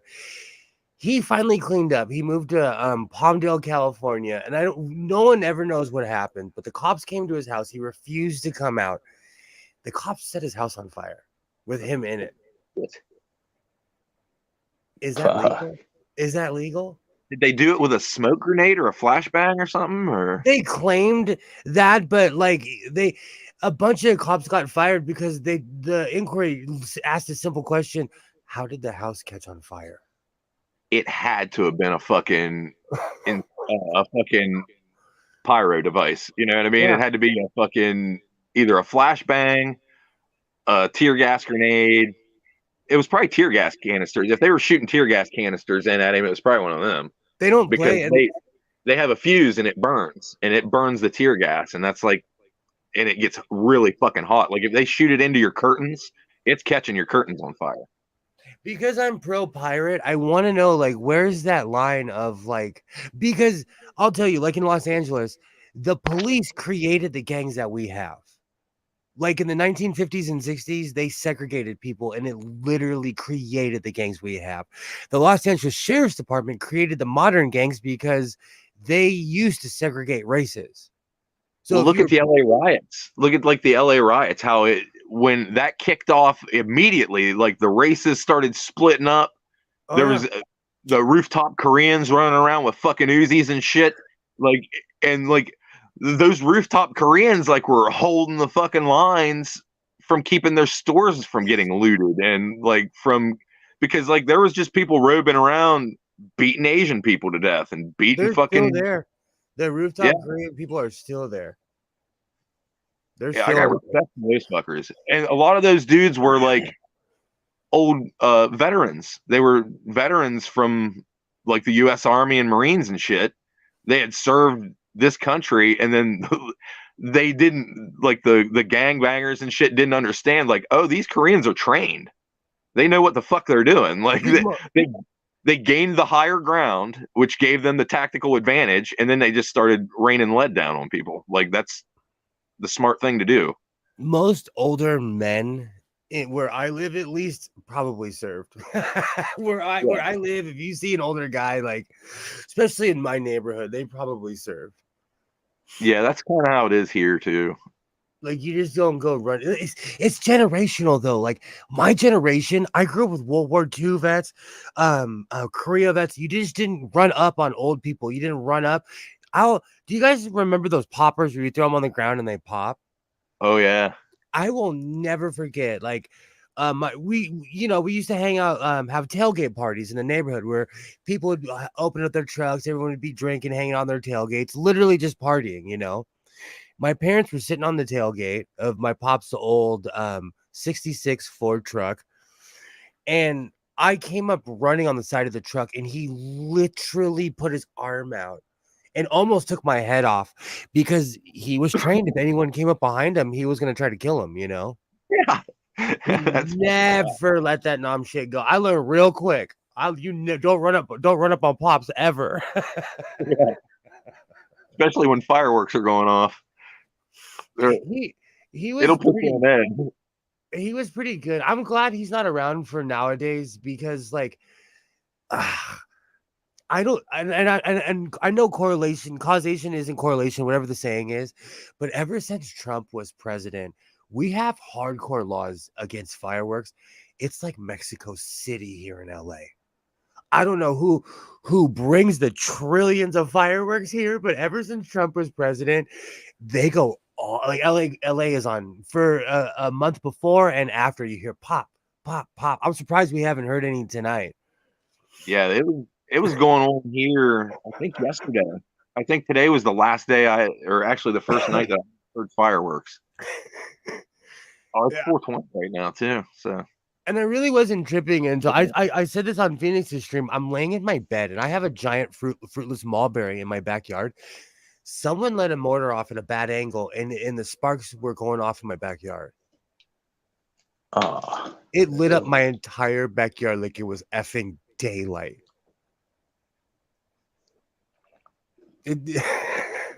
I was like, fuck, I guess I'm not sleeping tonight. I guess I'm not sleeping.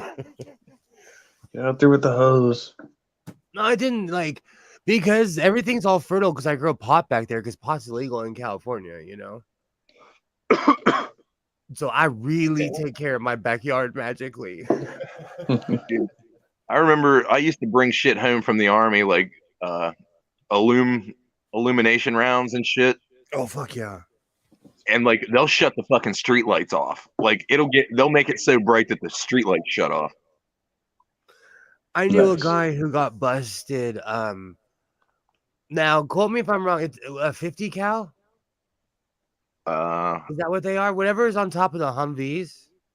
I mean, it depends, but sometimes he brought something that was big enough where it was on a tripod, but he brought it home piece by piece from Camp Pendleton. He had issues though. Like we should have known. A tow truck driver tried to tow. He was actually my friend. I used to smoke with him all the time because I will make friends with everybody. But like, a tow truck driver tried to tow him. He in his sweats, he walked out there and put a 9 behind the tow truck driver's ear and was like, "Drop my car." Wow. So I had this awesome balcony at my old condo where I used to live with my ex-wife. My ex-wife and I are sitting there and she's like, "Get your stopwatch, bro." We go in the house because the cops out here, they're like you said, Trees, they're a gang. Like the cops, when they roll 15 cars deep. Oh yeah. And they do like a wing, like a freaking hockey maneuver. Like it's crazy, you know? And when they opened his garage, he had a real, whatever he smuggled from Camp Pendleton. I was never in the military. Whatever it was huge. It was whatever you put on a Humvee. And like I have pictures of it. It may have been like a 240 Bravo, which like replaced the M60. I'm just thinking, like, dude, just the bolt alone on a 50 cal weighs like fucking 45 or 50 pounds. Like a 50 cal is a monstrous heavy fucking. And there's just huge parts that I don't know how the fuck he would get the barrel out or the fucking receiver or the bolt. Like those are giant parts. They wouldn't let us leave our house. I mean, that was one of those days I'm like, I'm so glad I got weed yesterday. Right. They wouldn't let us. It was a big deal. And because I always have good cameras, I took a gang of pictures. I'll show it off one day.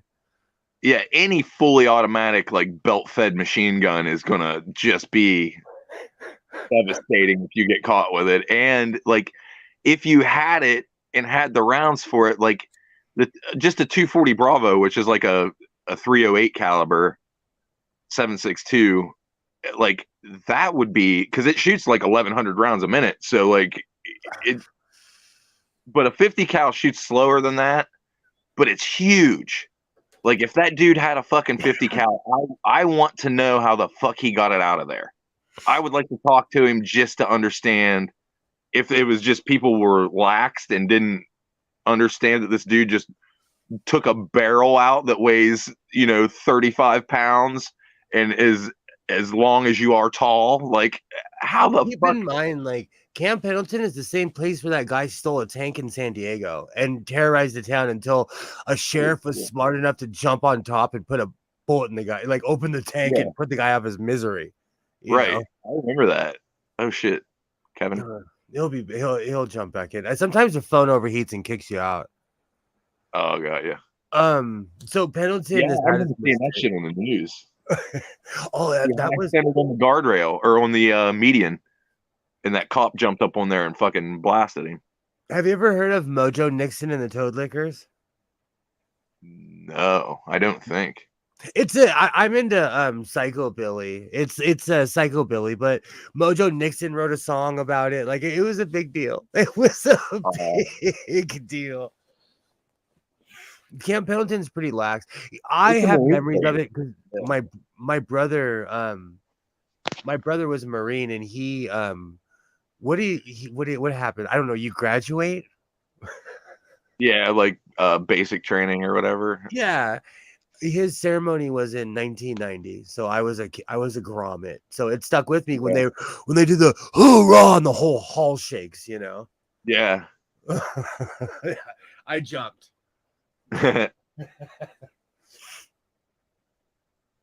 Crazy times, but Camp Pendleton's lax as hell. But back to militarizing, like the police, like the LAPD and the sheriffs.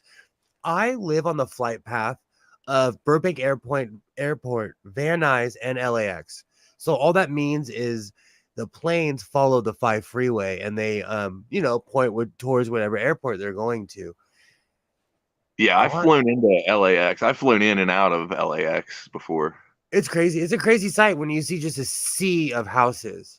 Oh yeah, dude. I didn't even understand what I was looking at when coming from here, like coming from Ohio and landing in LA, because like this was like 1997.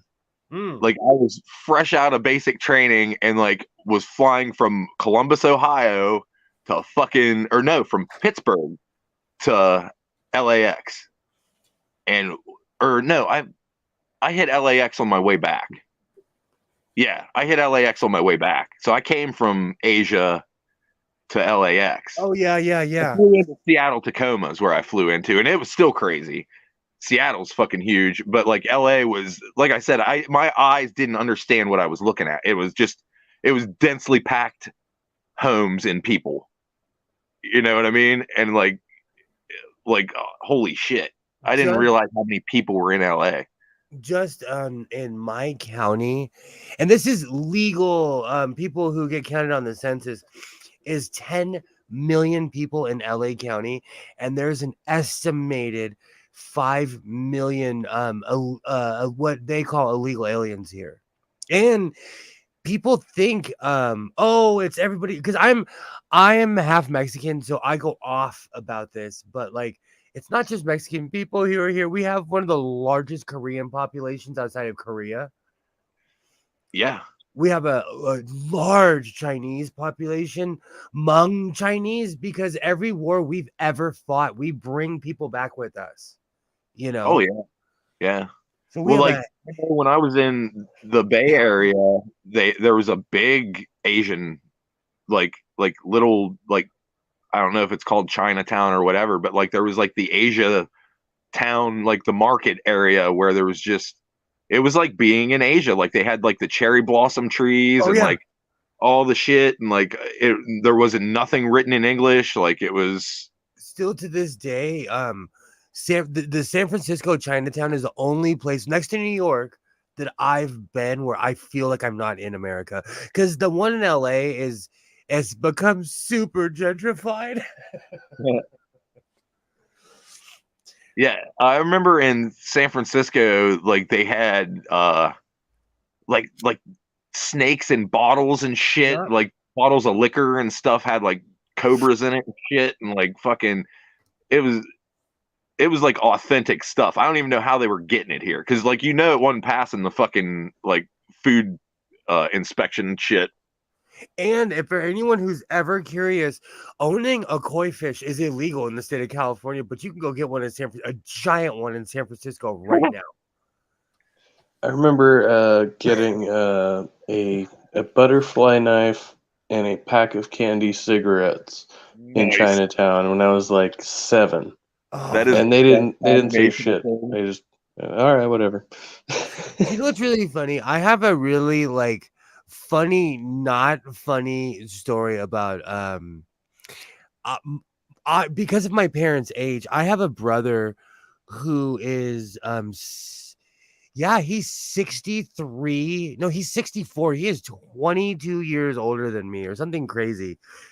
He was a bodybuilder. He was a prison guard, total California stereotypical like meathead. And he would take me to San Francisco and like loudly be like, "Hey, look at those F words." And no one would say anything to him because my brother was this giant black guy. Yeah. Like he was a prison guard, but he looked like he was in prison. And I guarantee you he did roids. I don't like the guy. So we can trash him. He was taking gender affirming care in the form of testosterone and human growth hormone. He would Outrageous. enter, like, he would do bodybuilding contests and paint his face like the Ultimate Warrior. And I'd always tell him, like, how is that not gay, bro? How would, like, he wore the pants and everything, like the tights. I'm like, bro, that's gay. Like, you were in a room with a bunch of oily dudes. Yeah. It's a Oh, very this is not nice vibe. homoerotic. I couldn't imagine. It's a No, very I nice know. bisexual. Not a fan of the You know, cob you type. thought about it. You know, The you were cob looking at his type. buns. The cob type is always like that's why people hate LGBTQIA plus people, because they know who they are. That's why they're so effing annoying. It's because they know who they are. And that's like, so the cob type is like always ticks me off because they're compensating for something, you know? Yeah, you find that a lot in law enforcement for sure. Like, just you can tell when somebody has been bullied and this is their way of getting some sort of control and vengeance on the population. Totally. I almost got into it with this one cop who kept on calling me bud, and I was like, he was 5'2". So everything in me was like, don't go to jail. Don't, because I hurt people's feelings. Like, I'll say something and I'll read them and I'll hurt his feelings. Yeah. Well, it's like once you figure out what cop techniques are and what they're employing again, like when they start asking you like, how's your day been, and like where have you been and what were you doing, like they're establishing a timeline. They're not being your friend. They're not fucking, you know what I mean? Like they're not. I'm a dickhead. I'm like, I talk to their face. I don't answer questions. That's usually what I'll say to them. I'll say, what do you want? Get to your Yeah. point. I've stumped cops. Well, they'll pull me over. They're like, you're speeding. I'll hand them my license. I'm like, give me the ticket. And I'll just stop talking. And they're like, but you're not going to argue. I'm like, spell my name right. Because you want it done as fast as you can get it done and get on your way. Especially ever since I got my decent job, I'm like, F you, pull me over. Fine, just give me the ticket. And you know what? Honestly, out here, I don't even take offense because the cops aren't even doing it for race. They do it because they're quota machines out here.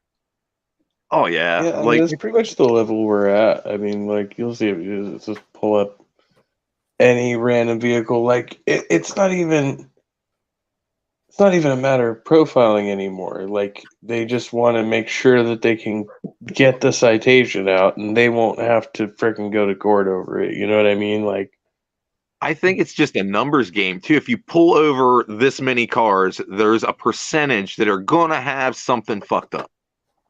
I agree with that. Like that's the old school when they used to pull people, like profile people, because you know certain types of people were more likely to have weed on them. What are our tickets in LA? And this, like, I got ticketed in 2017 and damn near like lost it. Our tickets start at 1,700 for speeding tickets. And they do that. Crazy. They do that down here to cripple people because they know no one can effing afford that. Like I got lucky because when I cried to my father, I was like, look, bro, I can't afford this. That's the only way I was able to pay my ticket back then. most of the major tickets usually start out at 500, like anywhere up here. Like that's usually like it's like 500 for a red light, 500 for all those major tickets that you get. Like, When I but yeah, got my I haven't card, I haven't seen any over 1,000. Like as far as those like infractions like that on this end. they did that on purpose because the cops like they got ticked because the state of California opened up license to anyone. Basically, you can be an immigrant. Basically, they did it for the people that work here. They're like, bro, like you guys work more than the people that are born here. Like, you deserve a license, you know. And so the cops started coming out with these outrageous tickets. And it is an LA thing. They do it to cripple people because they know that the average person can't afford it. So what happens? You get caught up in their system. You go to traffic Oh court. yeah, You do. It's all. They're all connected. It's yeah. That's all. how it's here. Like if you get caught with drugs, Yep. you end up going to this thing called Crossroads, and it's some bullshit. I'm sure it's got Christian roots in it somewhere. And you got to go to this drug counseling shit, and then they decide if you're okay to get out of this Crossroads program, which is, like I said, is like a state funded punishment program, pretty much. Like, and you got to pay for it. Like when you get put in Crossroads, you're paying to do that instead of sit in jail. We have that here too. We have that here too. Do you know we have? That's Which interesting. I just got a notification. I can't tell you about but anyway, I received this notification about Crossroads saying that they had closed their doors a couple of years ago, at least in this area, but then they came out and they held an event, and so there were I just people who were present at this event. I saw some photos of it, so I'm wondering that must be the same group then. It could be. I wonder. do you remember when you mentioned having to watch a video, Trusty? Like, do you remember that when you like had to do an online course? Oh, I'm still doing online courses. Which one are we talking about? Well, when the me and one my the one neighbor with the co-parenting thing that when I've me and been my working on. neighbor got into it, they made me take one. I told you, and like Oh, yeah. my son and Civil, I, yeah. I give my son respect. He hung out here for a good like 2.5 hours. That thing was like 4 or 5 hours. No, what sucks is like there's like the 4 hour video. Like, well, it's not all one continuous video. There's a set of videos, and then they have the little quiz afterwards, and it's And you like, gotta pass. well, yeah, I mean that's cake, That's what I was like. But I'm like, can they actually monitor whether or not you watch the video? Like, can I just skip ahead and answer the questions? Because I'm pretty sure I could figure this one out. It's like this is so basic, and it's just it was killing me. I took it as a learning lesson, and like it was kind of ghetto, but I made my son go through an anger management course with me. And I wanted him to like learn conflict resolution because his parents are crazy. Well, see, that's the thing too. Like, I was trying to get my ex to go to therapy with me before that, and I told her she needed anger management. Like even before it all escalated to that. So I was like, okay.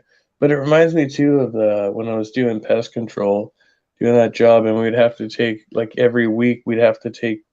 Yeah, it wasn't that long. It'd be like a 15 or a 30-minute driver safety thing, but it was the same shit. You go on this app and you'd have to watch like a 15-minute video, then take a quiz, then watch a follow-up video. It's just like so fucking streamlined, so basic. Like I'm like, man, like reminds me of what is it, Ricky Gervais, that movie, The Invention of Lying, where he's doing the historical uh, uh, documentaries or whatever, and it's just so fucking dry. Like it's the same shit over and over. And that's how it feels. Like That's like at my job. We have to watch a safety. Could you imagine I'm in charge of safety? you have to gotta watch. make some safety videos. That'd be great. The only thing, because of nepotism, like the only thing that I changed is like we're up on a hill. So you can smoke in my shop.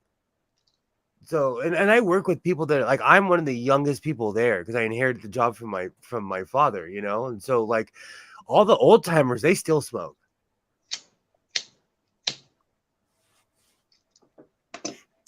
And you know, in the state of California, fun fact, if you are in a building and everyone agrees, you can smoke in that building.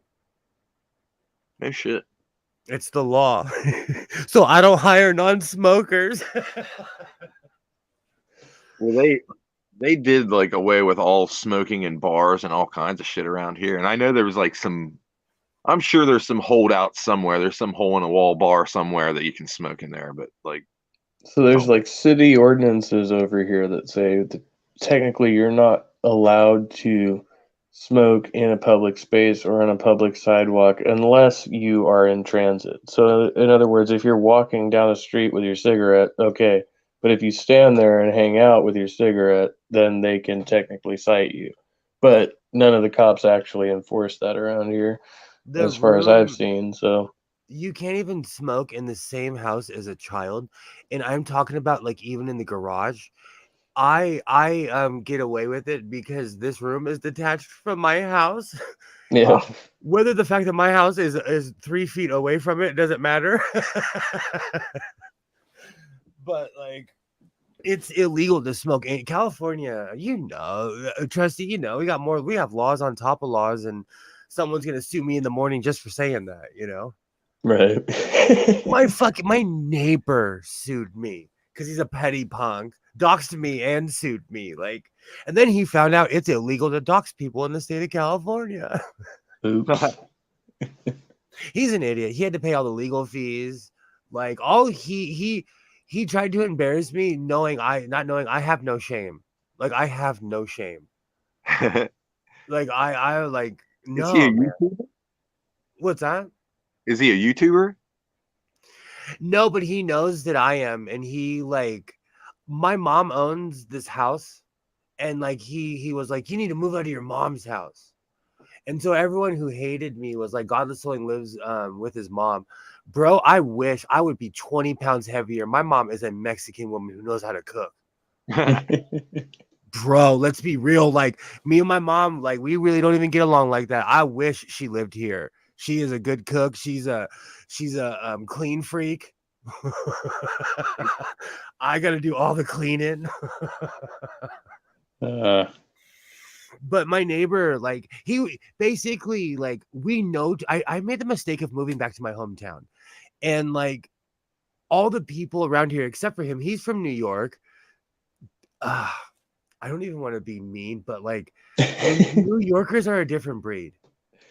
Oh, I know. Most of my family on my dad's side is from New York. So, well, they're all from New York technically, but I mean, as far as some of them still live there.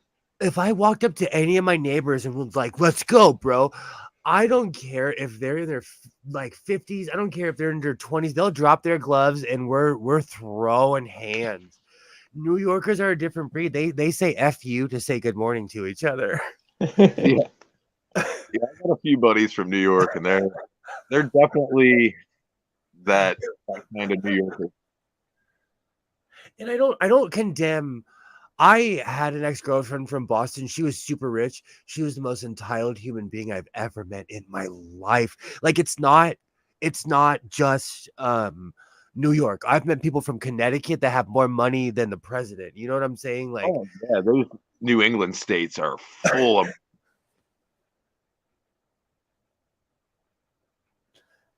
It's the only place where someone's called me a moolie to my face. It's no joke. But long story short, my neighbor tried to sue me, and like he thought he was gonna. I don't know why he wasted everybody's time, and in the end, he has to pay everyone's legal fees. He thought he was smart, but And in I the got a end, he was lawyer. not clever. And now, like the mystery thing thickens because I have security cams, and you know, you guys, I talk about it all the time. Like LA, like I have full CCTV around my house, my backyard, everything. All I really do is catch the raccoons and the skunks. but like he now has some like dude like living at his house, and my mom was like, "Did he hire a bodyguard?" Because he drives one of those like wanted, it's an SUV, but it's like all tinted out. I think they're like Uber drivers or something. I don't know. I did flagging for a while with my truck when I needed money. So I know how it is to do side hustles, but he's got someone living at his house now. That means like that really hurt him. Don't sue people if you can't afford it. Right. Like You I need got to a rent lawyer. out the garage. Yeah. I'm smoking and sewing, and I literally turned my garage into a sewing studio because I'm too old for drama, so I sit at home, mind my own business, and raise my kid, and like I don't start shit with anybody. I try not to. Yeah, dude. I live in my old fucking hometown too, and it's depressing. Like all my old friends are either junkies or alcoholics. Same. So It's the dumbest thing I ever did. Like on like I love my kid and I wouldn't change it for anything, but now I'm just like I want to move. And even if I moved like somewhere north or south of here, as long as it wasn't my hometown, it would feel like an upgrade. right. Yeah, that's Because when I lived like in the city, when I lived in LA, the one thing I loved was being a nobody. Like I was no one knew me. Like I could walk around, sit at coffee shops, go see weird French movies by myself. Like it's in my hometown. Someone always wants to bring up high school or like, oh, I haven't seen you in 25 years. I have a thing like if you don't have my phone number, it's for a reason. right. As Yeah, far and as even like some of old the people friends. that do have it. What's that? Sorry, bro. I said even some of the people that do have mine, I get annoyed with. Yeah, I gotta keep reminding myself of that with the old romantic what no romance there. So I don't have her number. Known this girl for fucking 20 some odd years, and I don't have her number. It's probably a reason for that. Huh? The most common Facebook was kind of a mess, but the most common Facebook message I get is ever since I started a YouTube channel, and as someone I haven't seen in 25 years, it's always an ex-girlfriend. This is literally the message. You're not gay. That's the message. That is literally but really what they're saying. I've never received that message. They're saying like you gave it to me. You gave it to me, dude. You can't be gay. Like you gave it to me. I'm still thinking about it. Like 20 something years later. I wondering if they did it. That's what you should tell. Be like, you did it. It was your pussy that did it. I always say that to my ex-wife, but when I met her, she had a girlfriend and a boyfriend, so we've always been extremely honest with each other. So I can't even lie to her. She knows. Like I can't. Like she knows. But like I dated a woman from Norway, and a lot of people don't know that like Norwegians are they're conservative. They're polite, but they're weirdly conservative. A lot of them, not all of them, but like it's still she's still once a month she'll call me and like you're not gay. And then we have to talk about it. That is insane. Oh yeah. You gotta love it when somebody tells you what you think and feel. And like you don't know what the fuck's going on with yourself. I think it's because I'm not driving around with like a pink motorcycle with boas or like I would, before I die, I will own a purple motorcycle because I was obsessed with Prince as a kid. Dude, like everything is like spectrums within spectrums, like within spectrums, like gender and all of it. It's all like if you're gay, you are your kind of gay. You're not a monolith of gay. Like you know what I mean? Like, totally. Everybody's different, and people fail to recognize that sometimes. Especially here because people move from all around the world to move to LA or San Francisco to be gay. It's a thing. I don't know why, but it's a thing. LA is so gay, it makes me laugh because it's one of the toughest cities on earth, but it's also one of the gayest cities on the planet. Like it's a weird mix. But there's When it comes to the gay zone, yes. a new like wave of super masculine gay guys, and I'm like, okay, younger generation, you're finally getting the clue that you can like be yourself, and you don't have to be act like Liberace. I'm old. You don't have you don't have to be a stereotype. I'm anti-stereotype. That's my thing. Like, just be yourself. And if you want to be a stereotype, that's okay too. But Yeah. So it's interesting being in the Bay Area, like if for people who don't know about like the region, like you're in like San Francisco, right? Like or Richmond or Oakland or wherever down there, super liberal. And then if you come just north across the bridge, right, like where I'm at right now and where I work, it starts to get, increasingly more and more white conservative. And you just see that divide right there. And I work on that dividing line. That's like the common thing that people will complain about. They'll be like, oh, well, all these freaking crazy hippies are coming up from San Francisco with their dope and their prostitution, and it's like, okay, so it's like a weird geographical place. Do you have like a place like that in LA? Like, is there like a spot carved out? West Hollywood is gay mecca, and not just for super rich people, but Hollywood isn't just Hollywood Boulevard. It is a giant gay hug.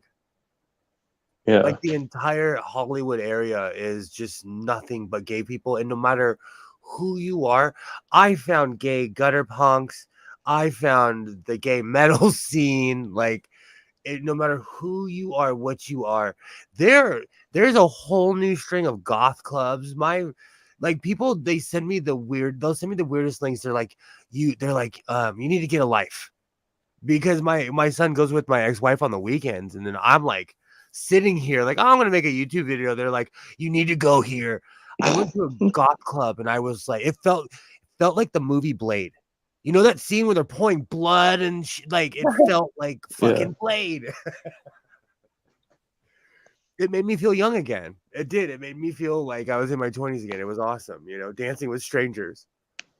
Oh, I have like social anxiety. I don't like going to, like, I used to love it. Like, I used to fucking love going to shows and shit. And I'm having like issues that I'm working through. No, I do too. My thing is, I don't even know how to say this nicely. Dudes always think I'm trying to take their woman or something. I'm an extremely outgoing person. I'll talk to anyone who speaks to me, So a lot of dudes are insecure. Like, what's that?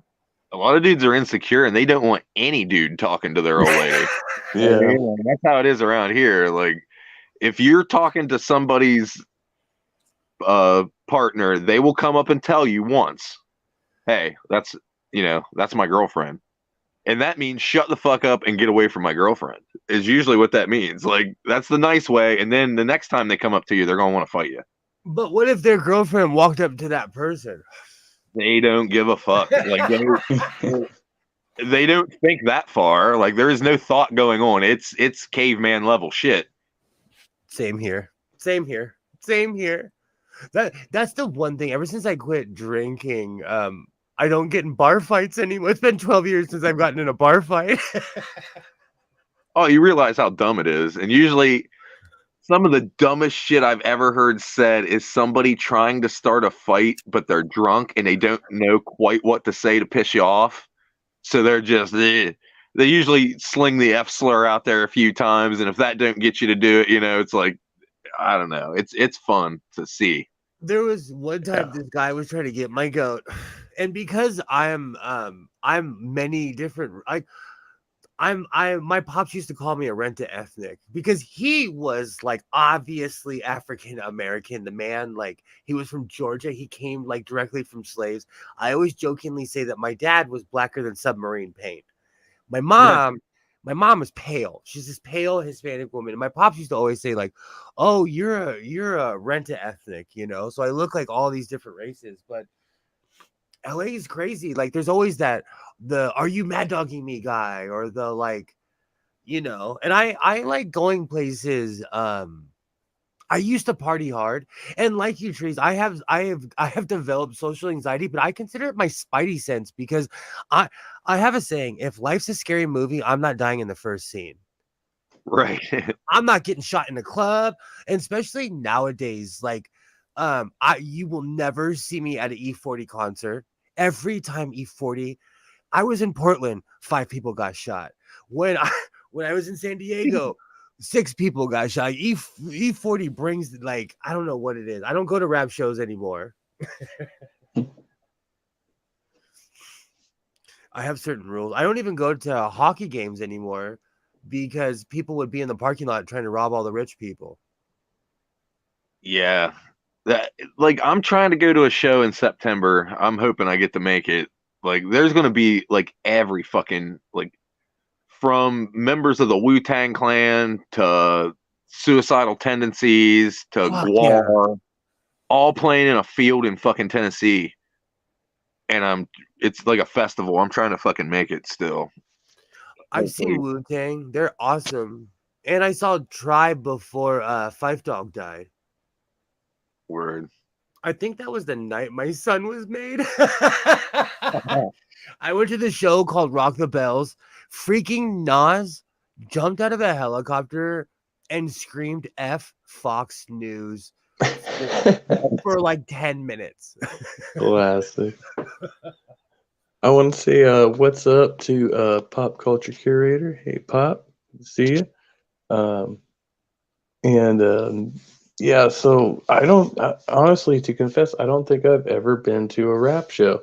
I've done rock, country, R&B, but I've never been, except one night when we were performing, we had 2 guys who came up and did freestyle rap, but we were playing the music, so, but that was kind of a one-off, and then it ended up bad because they tried to go get free drinks at the bar and claim they were part of the band, and I was like, no, we just let you freaking rap for a minute while we played, like you're not part of the band. Yeah, it was a weird night, but I think I need to get ready to wrap up. I'm going on 2 a.m. over here, so need to get some sleep. Told you, man. Every time I jump in, I'm always like, oh, we're only gonna be for 5 minutes. Only 5 minutes, yeah. What's going on with y'all? You have anything going on your channels or anything? You can go ahead. No, I don't really have anything planned so far, but I'm hopefully going to be making some new videos soon. Well, I do actually have that. I have Grassman Chronicles with Captive Desk. Oh, nice.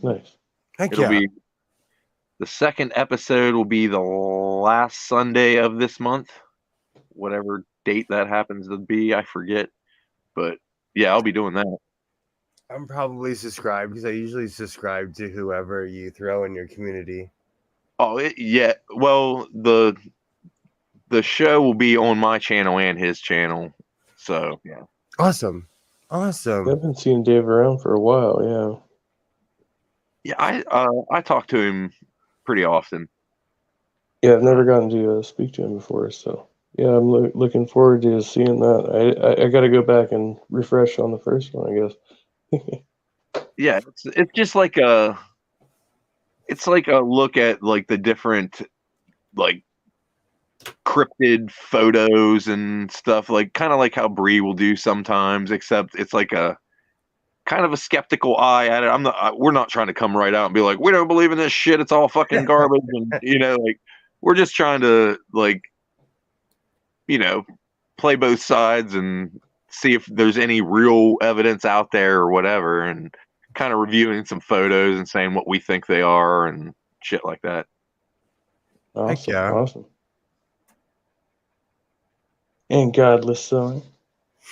I have a video out right now about making drapes because my neighbor, I think she's finally reached her senile age. 4:30 in the morning. I'm going to. Well, no, this was 3:45. I was drinking a cup of coffee. I look and she's staring at me with her lights on.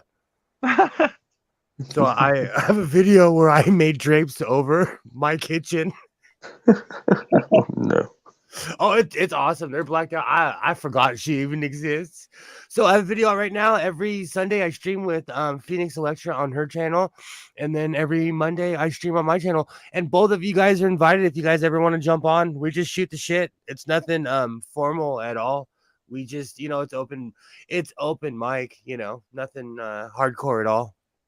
Cool. Oh yeah, that's right. That's why I don't stream on Monday nights, because then I'm competing with you. Unless I do it earlier in the night. Yeah. So yeah, okay. There we no. I do enjoy those streams. We rock out. We go for like 4 hours. I call it going full Elvis. Like we rock Yes. out. So Maybe we could have some overlap there. I could go like 2 hours before you start, and then I could jump in the middle of your stream. I like your late night streams, man. It's always when I'm geeking out and sewing or doing something, because I can't sleep. Yeah, that's why I'm doing it too. But I'm supposed to make myself go to sleep. But I think it's working a little bit more of this weed. All right. Well, much love.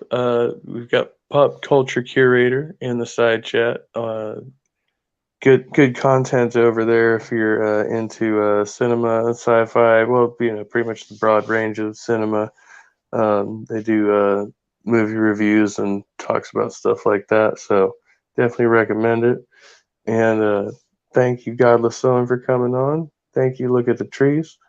And I will be streaming again. What day is it? I'll stream whenever I stream. But yeah, maybe I'll look into that Monday thing. It sounds kind of like a good plan. And to everybody watching later, thanks for watching later. Okay, yeah, perfect timing. Exactly.